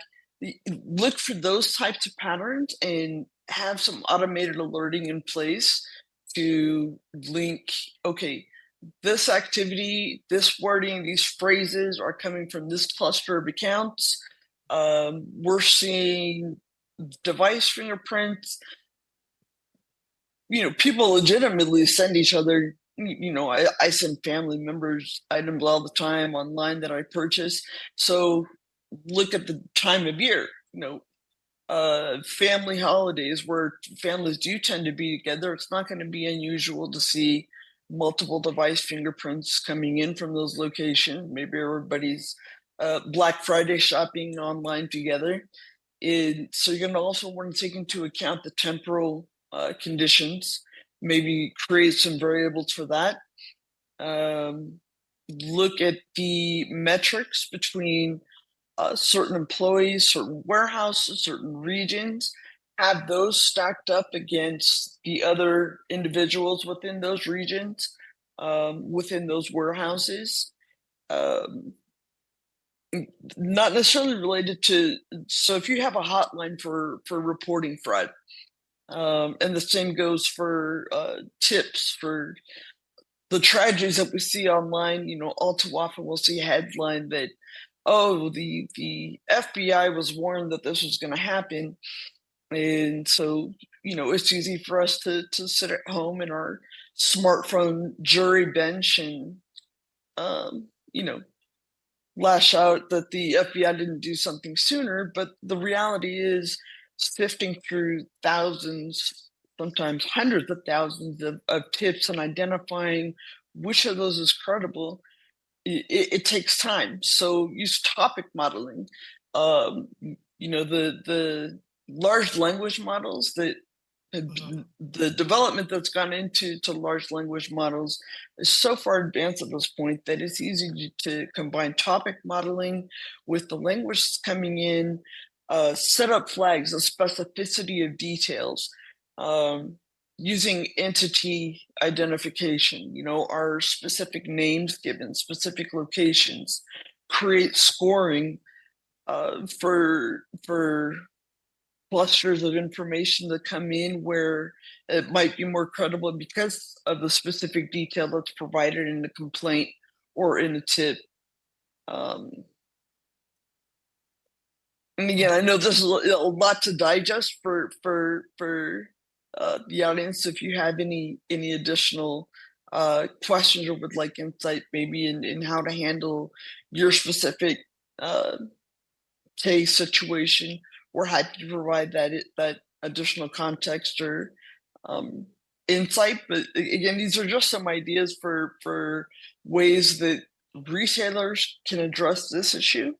How you can link this information within your own organization, how to make better use of the data, pull in as much open source information as possible, make use of those of public records, do reverse lookups in, you know, it's easy to say that you can never have enough data or you have too much data.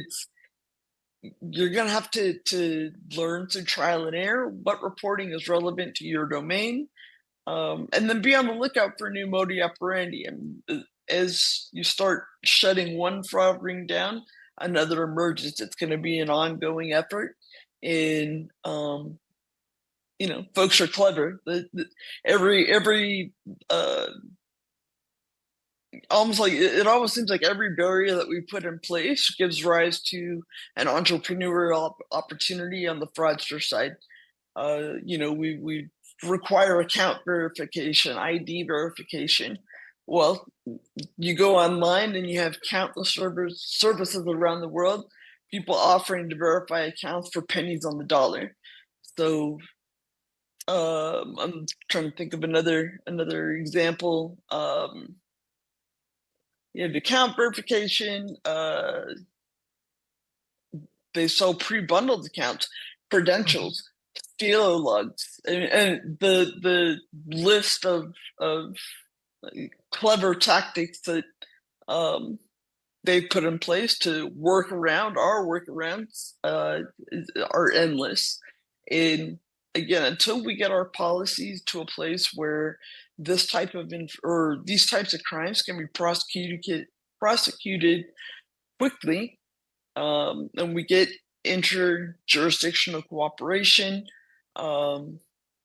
transferring evidence. In the US, for example, in order for the evidence to be admissible in court, the government where the evidence is collected needs to certify that evidence, and that has to go through the office of the OIA. And those requests can take months or years to process. So if we don't have an extradition agreement, there's little incentive to spend the limited resources that a department may have, chasing after something that may never actually result in an arrest, or may ultimately end up being transferred to another agency. And at the end of the day, your taxpayers are like, hey, where did our money go? And if you have to have something to show for it. So that's another contributor to the low prosecution rates in these types of cases. I would like to bring out another point. Noted is the device fingerprint swirls and accidentals. That is the physical fingerprint. But in terms of the device fingerprint, can you speak to whether it is called out specifically in types such as the physical fingerprint, and how is that connected back to the fraud? So the device fingerprint, it depends on the API that you have in place. LexisNexis is the gold standard for a lot of companies. And the device fingerprint that they capture contains these attributes. One of the challenges that we run into with device fingerprinting now is privacy and anonymity, two sides of the same coin. So you have Apple and Google both now implementing anti-fingerprinting. So where we could have captured the device fingerprint includes the user agent, the device manufacturer, the regional settings, the browser version, the operating system version. These are all details that are captured, and the extensions that you have installed, the apps that you have installed. In some cases, it divulges the information running in the background. The time, there's so many attributes that it depends on the service, but those are the primary attributes that are captured in a device fingerprint, and they are, I believe, the last test is like 99% specific to any device. Unfortunately, if you have multiple monitors, for example, accessing a site from one screen is going to give me a different device fingerprint than if I access it from my same device on a different screen. So one user may have thousands of device fingerprints on file as they continue updating their operating system, as they're using different browsers, different browser versions, and those stack up over time. But you can extract portions of those fingerprints and link those together by similarity. Maybe you want to look for operating system version. We know how difficult it is to move backwards in an iOS version after an update. So if somebody's on iOS 17.2 and suddenly they jump back to 17.1, maybe you want to create a variable that flags that as an alert. and that would speed up the investigation portion. So you have that flag already in place. When you look up these users, you look for those certain flags or indicators like, oh, hey, this is suspicious. Or hey, this person has been using Chrome for 88% of their logins, and suddenly now they're using Firefox. Those unusual patterns are things that you're going to want to flag in the investigation process. Okay. The ANSI fingerprinting with the privacy protection methods are making this less useful of a tool, so we're going to have to continue to evolve identifiers, how we identify the devices and users that are accessing our systems. Okay, thank you. Great. Michelle, you mentioned that fraudsters are definitely outpacing us in terms of their antics. So based on the research that you conducted, to what extent did you find perhaps that the fraudsters are primarily using linear or complex models to outpace us? So as far as outpacing, that's been an ongoing problem even since before the internet age. That is just the nature of the beast, unfortunately. But the collusion piece really came into light, I'd say, with the social media in the availability of these massive chat apps, Discord, Telegram, WhatsApp, Facebook groups, where you can basically lock people out, let only certain people in, and have your activity continue unhindered, uncensored. You also have the fine line between freedom of speech and, you know, the ability to just frequently post online, hey, here's my illegal service, anybody who wants to buy it, sign up. And you have hundreds of thousands of people in these channels openly speaking about illicit activity. The detection model, they know who the different providers are, the different detection methods. That's another piece, I forgot to mention that. So in implementing your detection methods within your organization, you're going to want to keep what you're using to detect users or detect this type of activity limited to only people who need to know. Because as soon as you disclose it, everybody knows the workaround.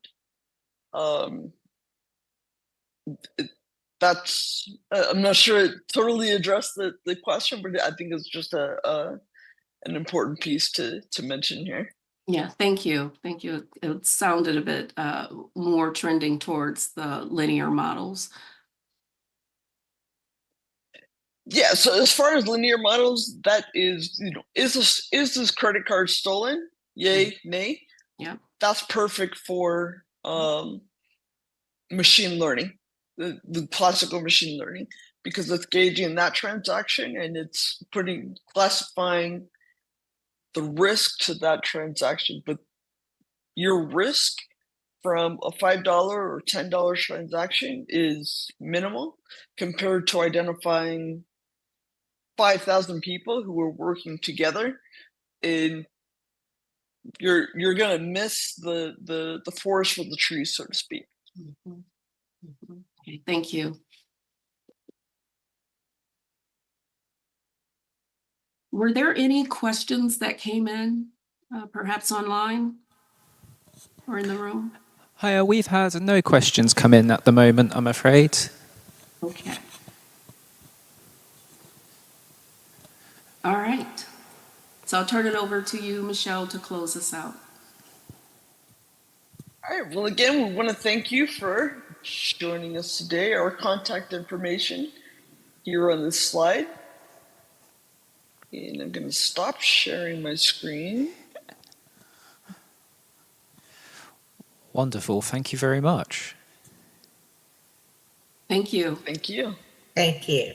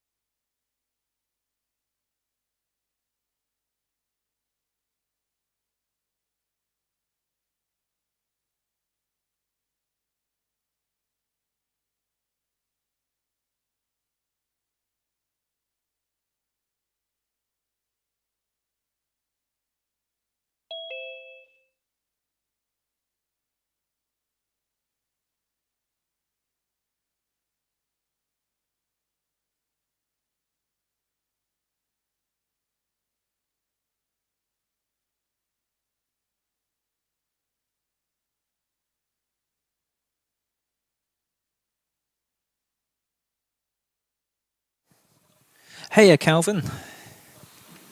Good morning. How are you doing? I'm great, thank you. How are you? I'm doing great. Wonderful. We'll just wait a few more minutes. We're over here in Oxford. We're set up to be ready to go at 3:30, so we've still got another 12 minutes left, actually. You're nice and early, which is good. So, Thank you. if it's all right with you, we'll just wait until the other participants turn up. We're waiting for Daryl, Sharon, Ty, and Anuradha. Yeah, even if they, I don't know if they're going to show up. Even if they don't show up, I present the presentation. Wonderful, that sounds good to me. Okay, cool. We'll just go back on mute for now as we wait for more people to fill up the room, but I will come back in and say hello again in a moment.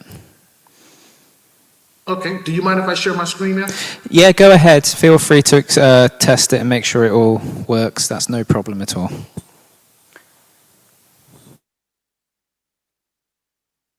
Yep, so I'll stop sharing then, and we'll pick up when we come back on. Yep, that looks good to me. I can see that. Advocating for human factors. Excellent. Cool. Okay, yep. I shall speak to you again in a moment. See you in a moment. Okay.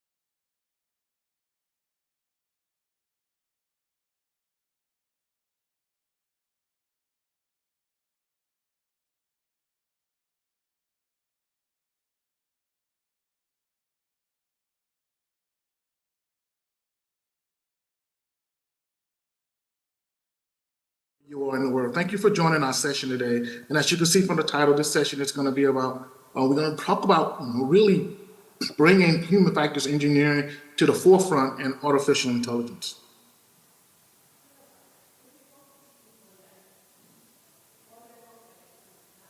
And so here's some of our agenda items for today.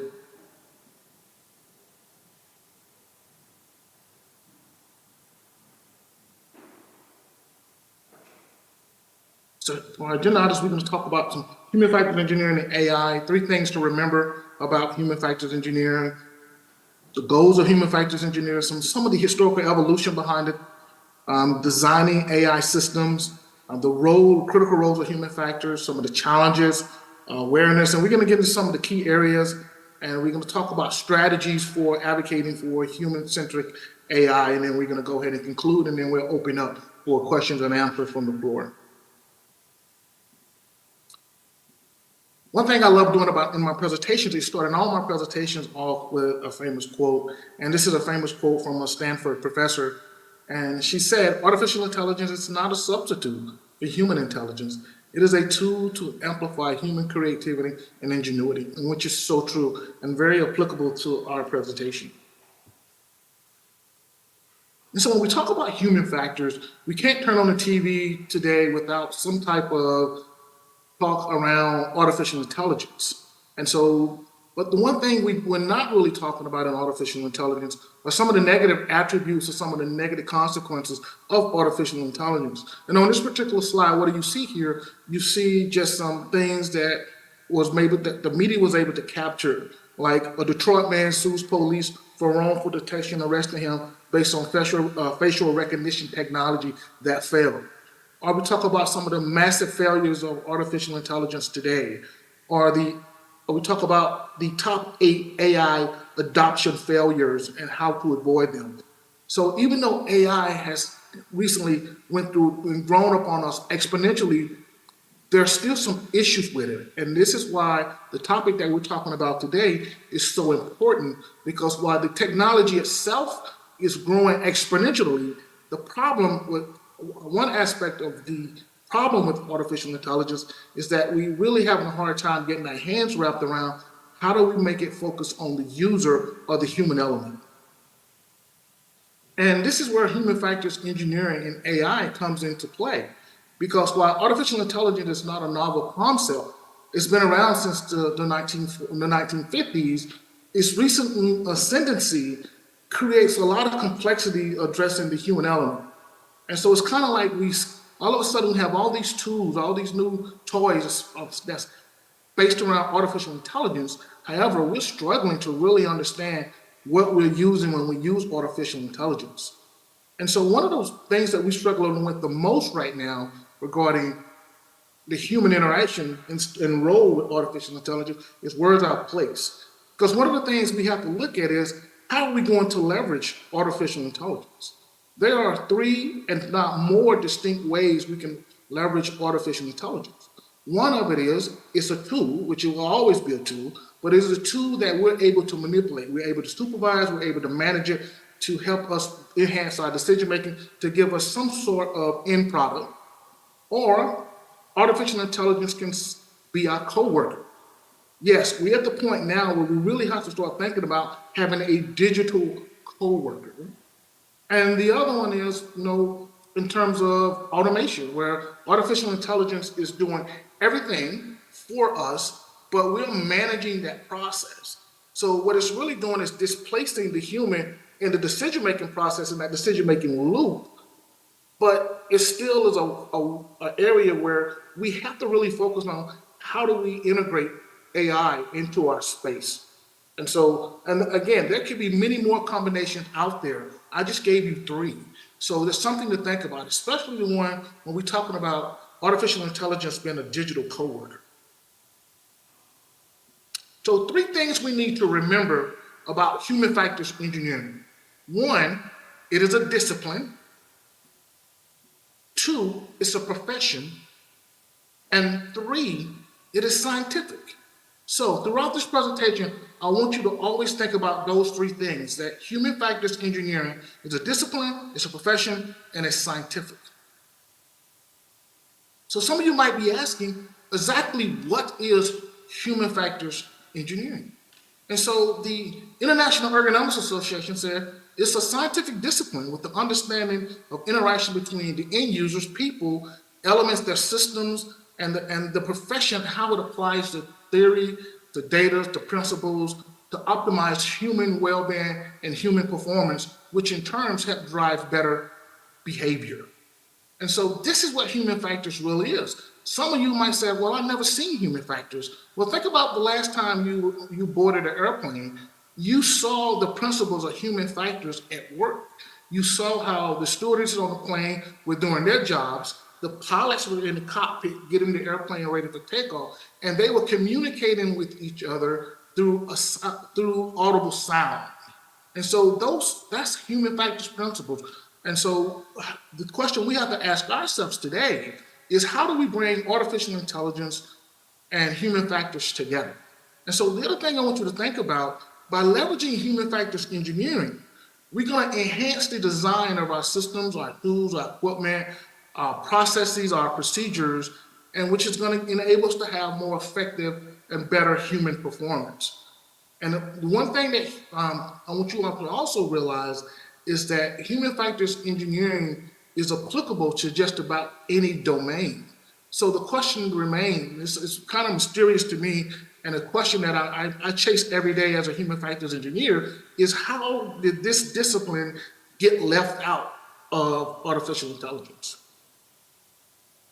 And so let's talk about some goals of human factors engineering, since I gave you the definition. So some of the goals of human factors engineering is to help enhance safety and effectiveness. So think about some of the AI tools that we have out there, AI capabilities that we have, and you think about, are they keeping us safe? Think about when people go to the airport and the facial recognition technology fails, and we have people that's been falsely arrested, or we have artificial intelligence used in healthcare and it's giving incorrect information to the doctor. So these are some things we got to think about. Is it keeping us safe? And also optimizing human system integration. This is so important. Is where do we fit into the artificial intelligence capability?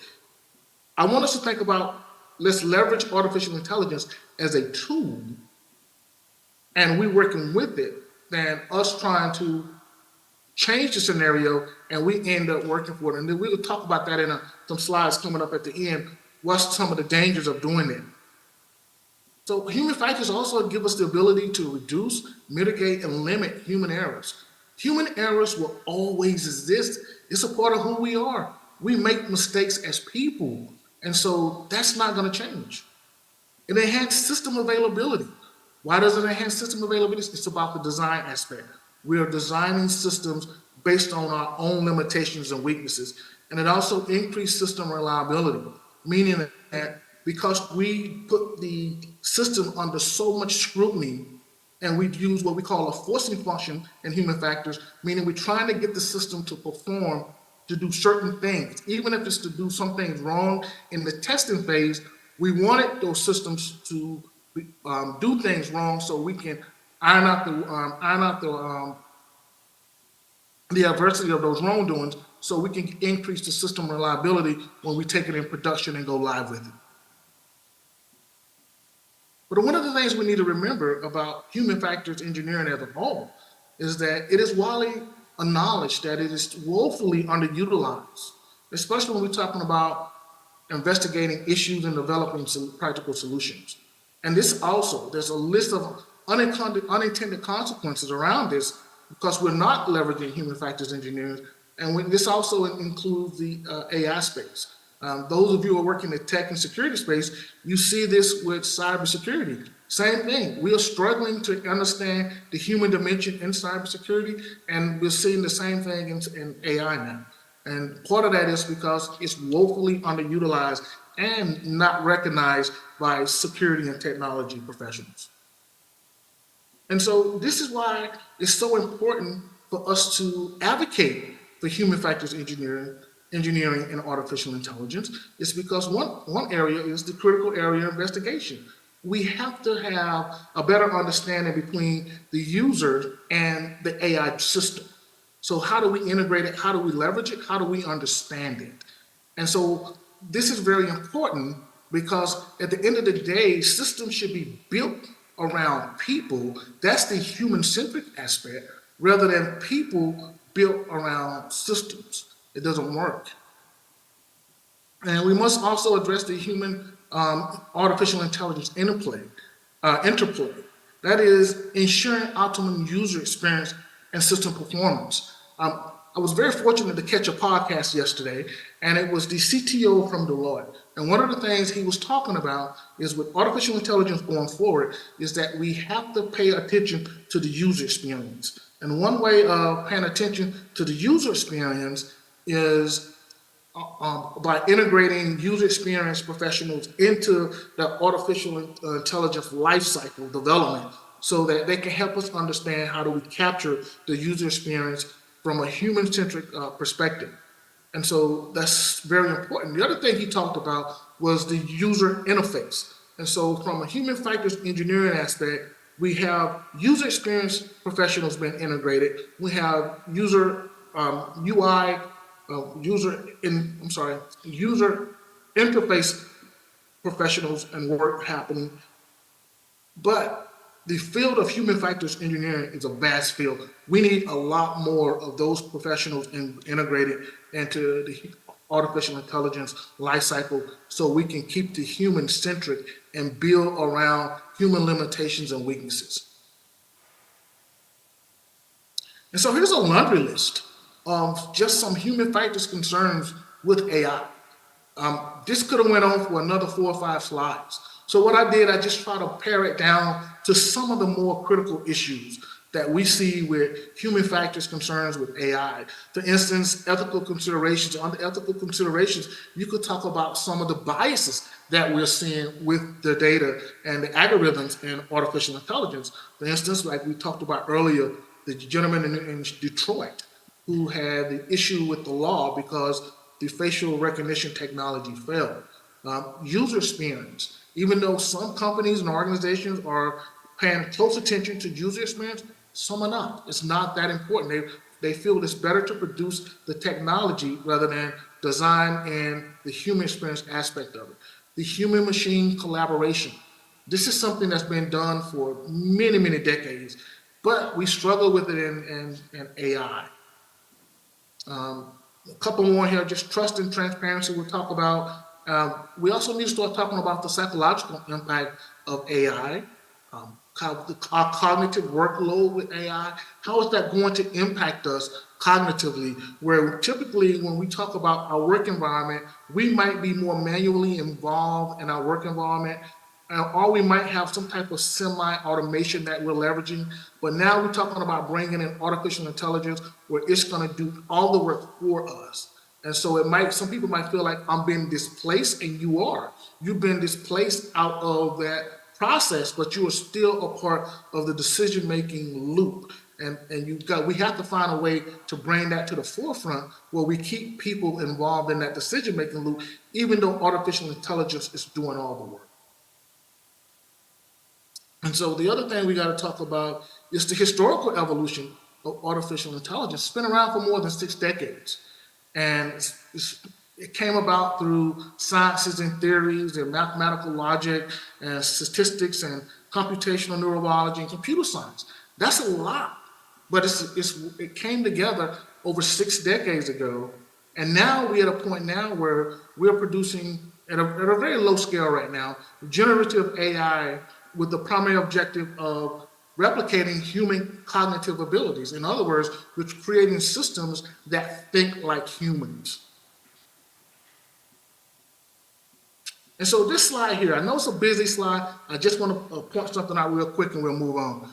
If you look at where I'm playing with the mouse here, this top portion here is the evolution of AI. You see the first digital computers came about between the 1940s and 1950. Somewhere in between there, right? And so if you look down, the bottom portion of the slide talks about human factors in its development in the United States. The Europeans been using human factors and ergonomics well before we started using it in the United States in the 1940s due to military aviation. But you can see both of these fields were pretty much birthed in the United States around the same time.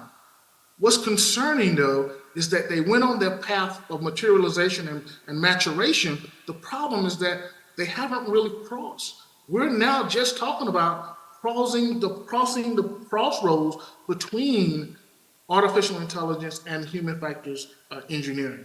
And that's all I wanted to point out from that slide, is that you can see the growth of both of these fields starting around the same time. And so the other thing we need to think about is, how do we design AI systems with human factors engineering in mind? And one of the ways we can do this is we got to think about it from a cognitive awareness perspective, meaning that how much cognitive or mental demand is going to be placed on the human. And it's just not just the human. Even though artificial intelligence appears to be doing all the work, like I said earlier, we got to now start thinking about how are we going to be integrated and how are we going to be working with the artificial intelligence. Or it's going to be a digital coworker, or it's going to be giving us some portions of our work, or is it going to be doing all of our work? And then we still going to be responsible for the outcomes and the output of that work, even though most of it's provided by artificial intelligence. Cognitively, we have to think about what's that mean long term, and what's going to be the wear and tear on the people, the employees involved with that particular system. And then we got to look at how do we design it with enhancing decision making. And the decision making piece is key, because if people can't understand where they are in the process or how to leverage the artificial intelligence as a tool to complement their work or to complement their production or outcome, then it's going to be problematic for them, and they're probably not going to trust it. And the crucial integration here is really, again, we can't get over the human AI teaming aspect. How do we team it together? And there's a lot of literature that's right now that talk about the human AI teaming piece, but there's not a literature on talk about integrating human factors engineering into that calculus to help us ease out the friction from the teaming of artificial intelligence and people in the workplace. And so here's some challenges with this. And so, again, we got to talk about natural language understanding. Everybody at this point have been hearing about natural language programming, right? That's where we're taking text and it's giving us an outcome. But I can tell you from just playing around with some of the AI tools out there that the natural language process doesn't always get it right, and it's very difficult to get it right. And it's one of the changes that we have coming down the pipe. Again, the CTO from Deloitte said yesterday that one of the changes that he's estimating we're going to see within the next 5 to 10 years is that we're using programming languages to interact with artificial intelligence, where he believes that we're going to be using our regular native languages to communicate with artificial intelligence, and it produced the computing language that we need to produce the algorithm for the artificial intelligence. I think that is a tremendous step. I think there's a lot of concerns there, and I think there's a lot of work that has to be done from a human factor engineering point to make sure that we reduce the friction between the human element and how do we make that happen. I think there's a lot of work that has to be done, and again, I'm troubled with that because from this point, I don't really see a lot of human factors engineering professionals integrated into human factors, into artificial intelligence at this point. The bias and the fairness, we cannot get over that. We've seen this before. This will continue to build issue. One of the things that I recommend for the AI developers is before you send your work out into production is to make sure you capture enough personas. Personas is something we use in human-computer interaction when we're building a digital interface. We like to build a digital interface based on the testing of different personas, meaning, for instance, you might have a persona group of Black men in my age from 30 to 55 or 60. You might have a female group from 18 to 30. You might have a disability group in there. You might have other ethnic groups in there. And so you capture as much as you can about these groups. to eliminate the biases or reduce the bias and to make it all up and increase the fairness of it. The privacy concerns, we can't talk about that enough. Even though a lot of developers will tell you that they sanitize the data that they're using in some of these algorithms, but my concern is that the artificial intelligence itself is able to bring the data together using mathematical computations and statistics. And so we say we're sanitizing it, but then again, the artificial intelligence is able to bring it back together, bring together the data that we want sanitized. So that's concerning. Transparency, how does it work? And we're gonna get on that in a couple slides here. And user trust. User trust is something that's very important, because if people don't trust the artificial intelligence, if they don't understand it, they won't use it. And trust is something that can be very fleeting, meaning today they might be using an artificial intelligence tool that they really enjoy. Then if that tool starts becoming more complicated and they don't understand it, 2 weeks, 2 months from now, they might discontinue using the tool because they no longer trust it.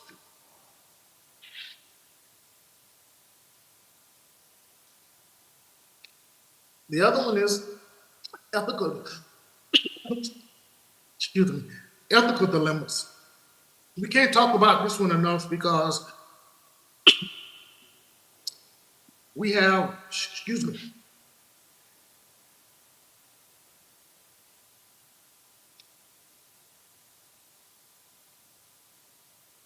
there's all sorts of there's all sort of ethical dilemmas that's going on. For instance, some people are concerned about sharing, like we talked about privacy recently, talk about sharing PII. Some people are concerned about just giving too much information. Some people are concerned about if they include their information in an algorithm such as like ChatGPT, that it becomes part of the ChatGPT algorithm. And then there's also concerns if you generate something from ChatGPT or you generate something from an AI tool, is it how you go about the copyright? How do you go about protecting it? And so there's all kind of ethical dilemmas and concerns around those capabilities. Data quality. Again, we always have a saying, garbage in equals garbage out, but how do we sanitize the data and how do we make sure that we get good data so that the algorithm is giving us the most optimum output? We talked about user interface design. We cannot overemphasize that, because if users cannot get past the ability to integrate and leverage the user interface, they will not use the tool or capability of product at all and just walk away from it. And so that definitely is very negative and harmful to the human AI interaction. Security is another one. We could talk about security with AI and people all day, but I would just say this is that, once again, with AI capability, especially when it gets in the hands of the adversary, can the adversary leverage AI capabilities to reverse engineer to harm us from a security aspect? So those are things that we have to start thinking about. And those are things that people and organizations are already thinking about, especially those organizations who are under, just cyber attacks every day. And we do have that happening. And the adaptation of user preferences. How do we get feedback from the users to those AI developers so they can make changes to enhance the capability of the AI tool or the application of the system that the user is going to be using? That feedback loop is key, that mechanism to inform the system. And here's the thing with AI, just like anything else we use, there's a life cycle. And that life cycle has to be open to feedback from the users. And if that feedback doesn't get back to the developers, then the user will feel like they don't no longer trust the system and they won't use the system. And one of the growing phenomena that we're seeing with artificial intelligence is AI awareness. And so this is all about understanding the AI systems. How do we understand it? How do we categorize it? How do we deal with the different facets of awareness around it? And this is very complicated because, for instance, just think about when you use ChatGPT or some other AI tool, do you really understand what's happening behind the scenes? Is it maintaining your awareness? Are you situationally aware of what's going on? And if the answer is no, then you probably don't have a full level of trust in the tool, even though the tool is able to give us great output in some cases, it's still that factor in there, I don't understand what it's doing. And we also have to remember that AI, artificial intelligence awareness, is still in this infancy stage, and we're gonna have to continue to develop this in literature so that it can take root. And it's really gonna help us focus on three things. Transparency, remember we talked about transparency, but we'll get to that in a few. Communication, how do we have better communication between the developers and the end users, not just the end users, but also communication between the AI tool and the persons that are using it or the organization that's using it, and calibrated trust. Remember, I just told you, these tools are going to morph over time. They're going to become a lot more sophisticated over time. And so, again, it's going to require us as end users to calibrate our trust, whether we trust the tool because we understand what it's doing or we don't trust the tool because we don't understand what it's doing.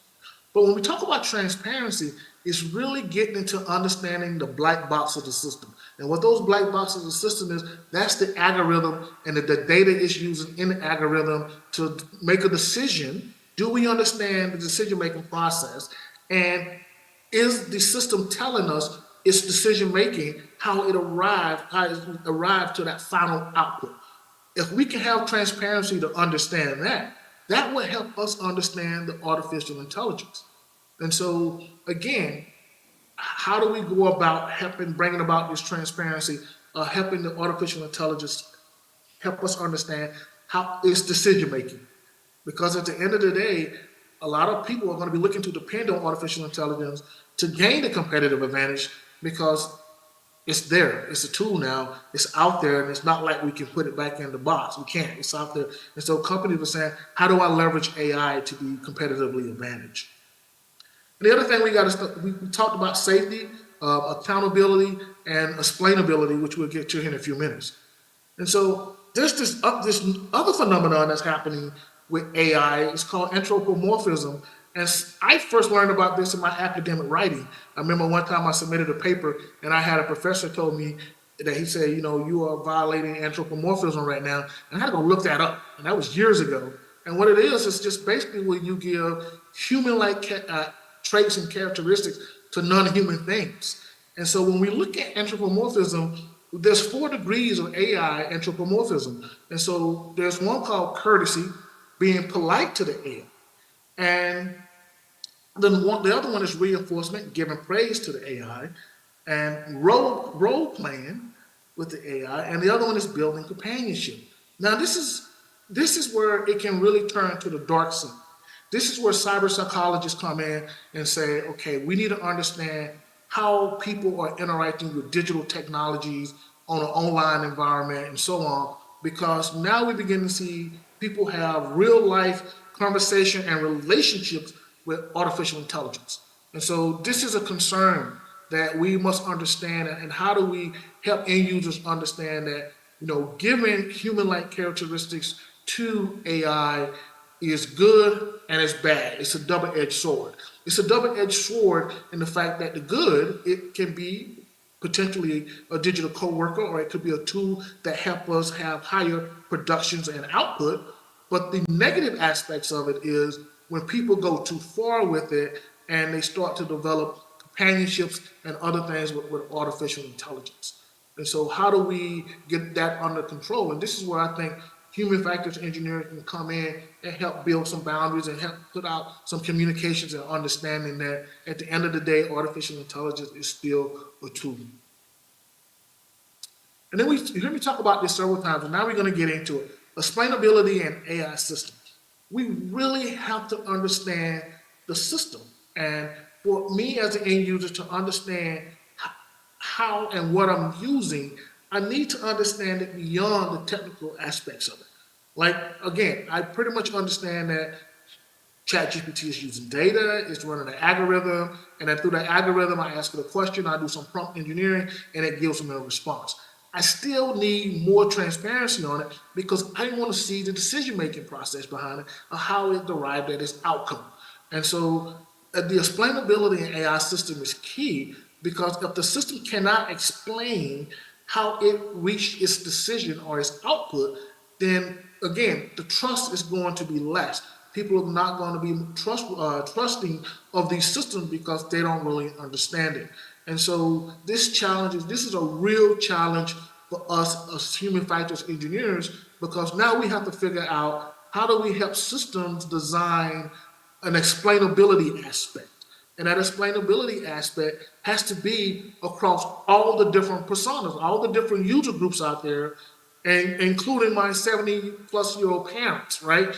And so think about that from an AI developer having to explain or write code and write part of the algorithm where it's explaining its decision making so users can understand it.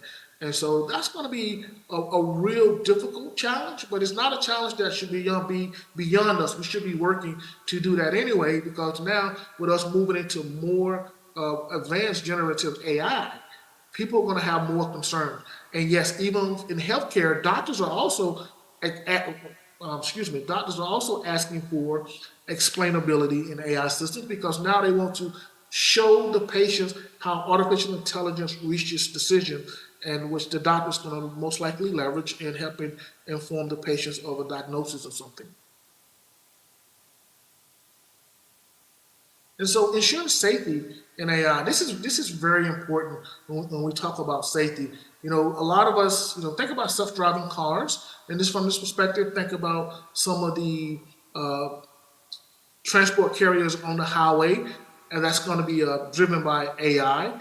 And now we've got to make sure that we got a safety assurance aspect to it. And not only do we need just the assurance, we need safety cases where we can ensure that the artificial intelligence is going to keep us safe and it's going to be reliable to do the right things at all times.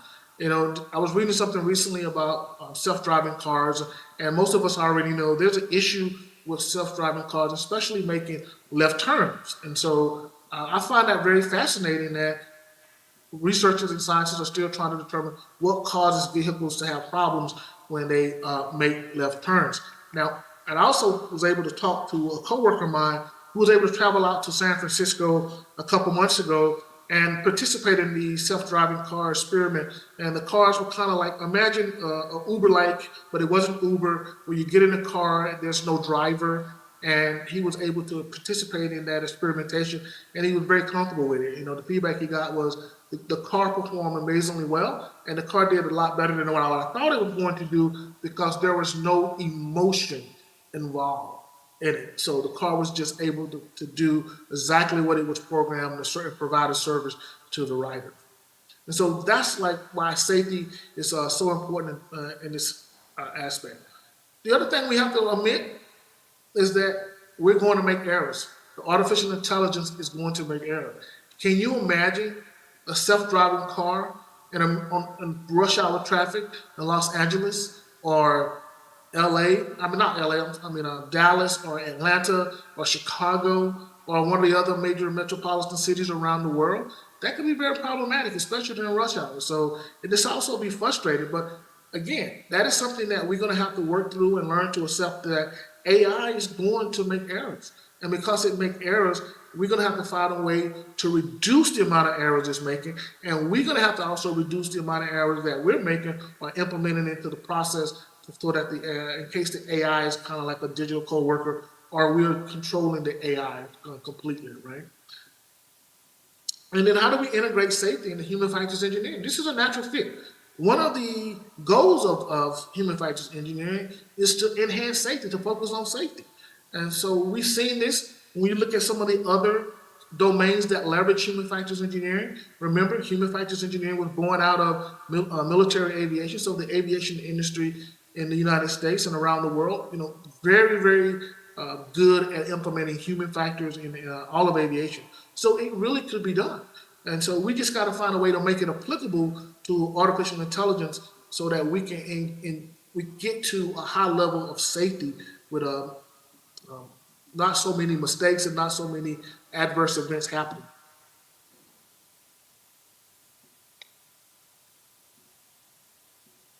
Then there's a moral accountability and complex ecosystems.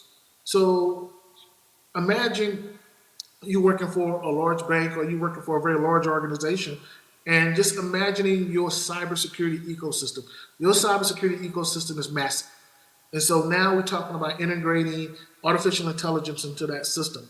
And so how do we integrate artificial intelligence into an already large ecosystem, and we're able to achieve more accountability? And that is something that we're going to have to take into account as human factors engineers, because one of the things we like to look at systems as a social technical system, especially like cybersecurity or finance systems or healthcare systems or rail systems or aviation systems. There are not just one system. There are many systems that are dependent on each other. And so when you impact one system, you could be impacting all the systems. And so how do we achieve moral accountability when we're talking about integrating artificial intelligence into a very complex ecosystem? And so in some cases, we're going to be redefining moral responsibility.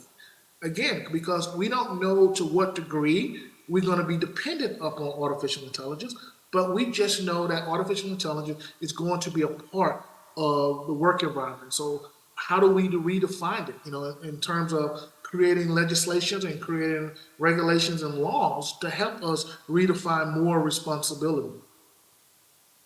And then a dynamic assurance model. Like, how do we ensure that all these things coming together is going to give us the reliability and going to give us the high level of performance that we need? However that models work is yet to be known, because we just don't know. Again, if I had to say where were we on the scale of artificial intelligence, especially generative AI, till we're at some of the advanced stages, I would say we probably just now hitting 2. So we got a long way to go. But this is the time we need to start thinking about how work environments are going to change due to artificial intelligence. And how do we go about creating a dynamic assurance model so that we can achieve the outcomes we want more positively and favorable for organizations, and not just organizations, but for people as well.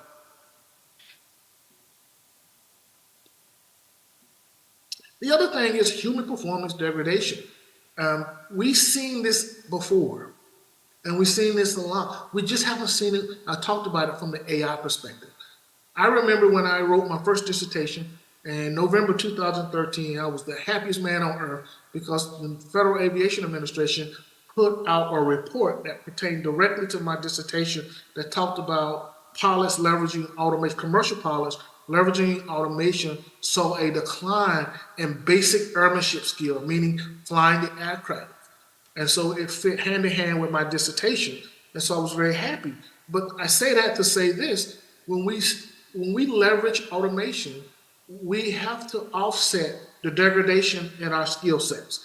And so the same thing with artificial intelligence. How do we offset the degradation and some of the decision-making abilities and some of the skill sets we used to do and leverage on a routine basis? Now artificial intelligence is going to be doing it. But how do we maintain and keep our skills at a high level? That is something where human factors engineering can come in and help the company determine. It might mean we have to create more simulator-like environments so that software developers can practice their skills more often, or depending on doctors who's going to be leveraging can practice their diagnosis without leveraging AI or whatever, however we're going to use artificial intelligence. So it depends. So we have to avoid the human performance degradation through leveraging artificial intelligence.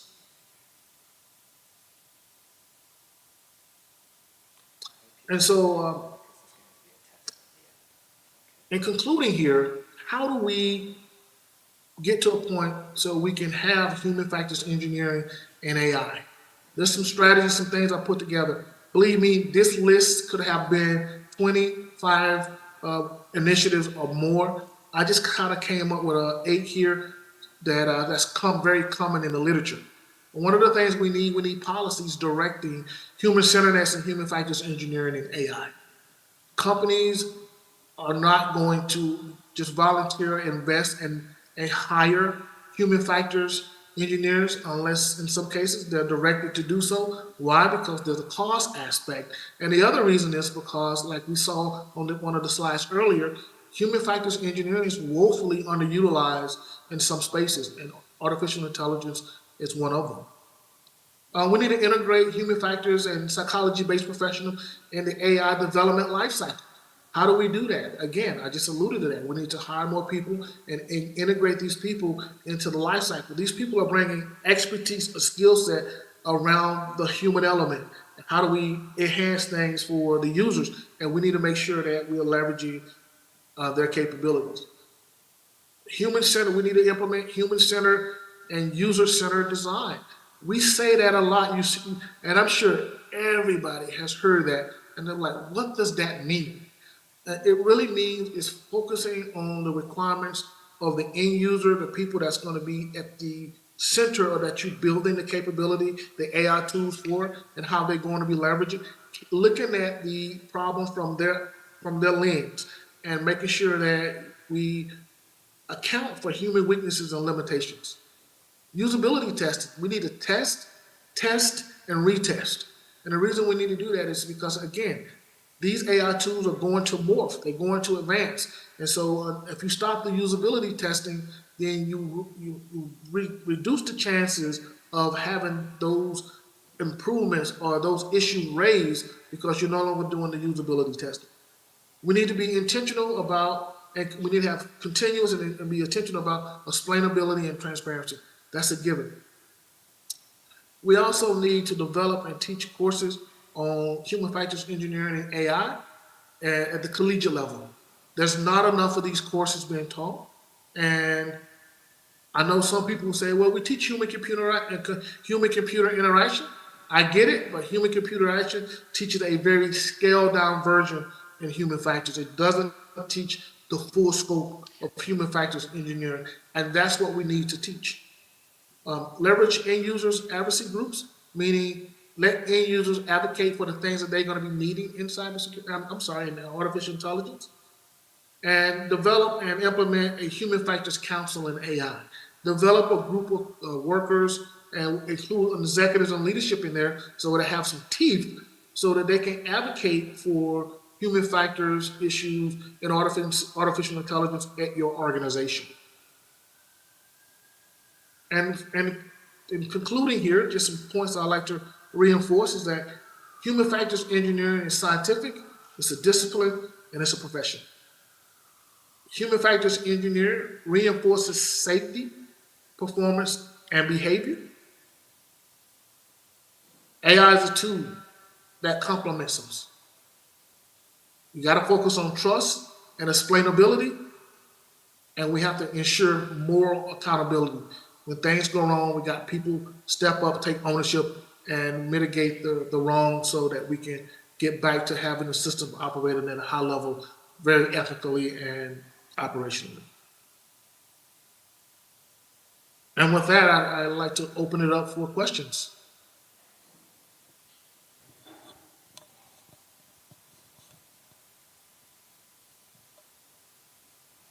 Perfect. Thank you very, very much for that presentation. It doesn't look like we have any questions in the room, and there are none on the live stream either.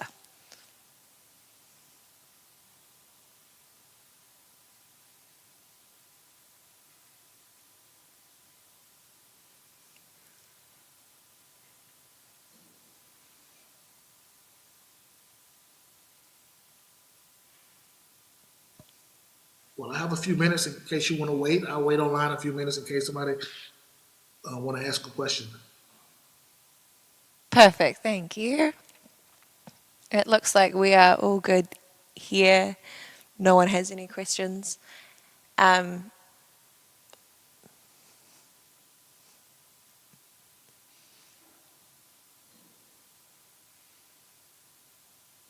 Otherwise, feel free to close the session early if you would like. Yes, we can go ahead and close if there's no question. And thank you for this opportunity. No, perfect. Thank you very much. It was a very interesting presentation, and I hope you have a good rest of your day. You too. Thank you. Thank you.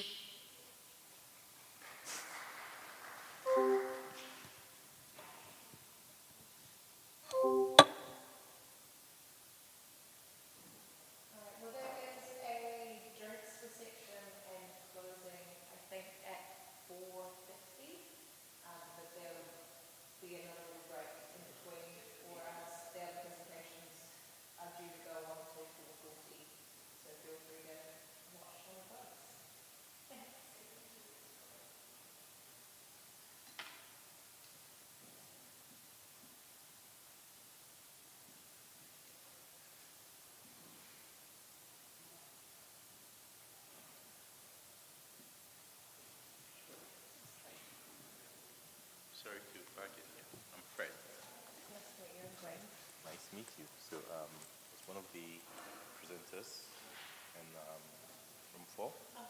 Yeah, and I had to rush out when you moderated for some market, right? Yeah. Do you know the best way to be in touch with her? Because I don't think she's around, is she? She must have left, right? Is she likely to be at the reception? Do you know? I don't know, sorry. I think there should be online in the conference details. There was a at link The sent what? out, and it was what everyone's profile will have, and then I had contact details. Right, right. So that's the best place to look her up. Okay, so I'll probably check that. Good luck. All right, good. Thank you.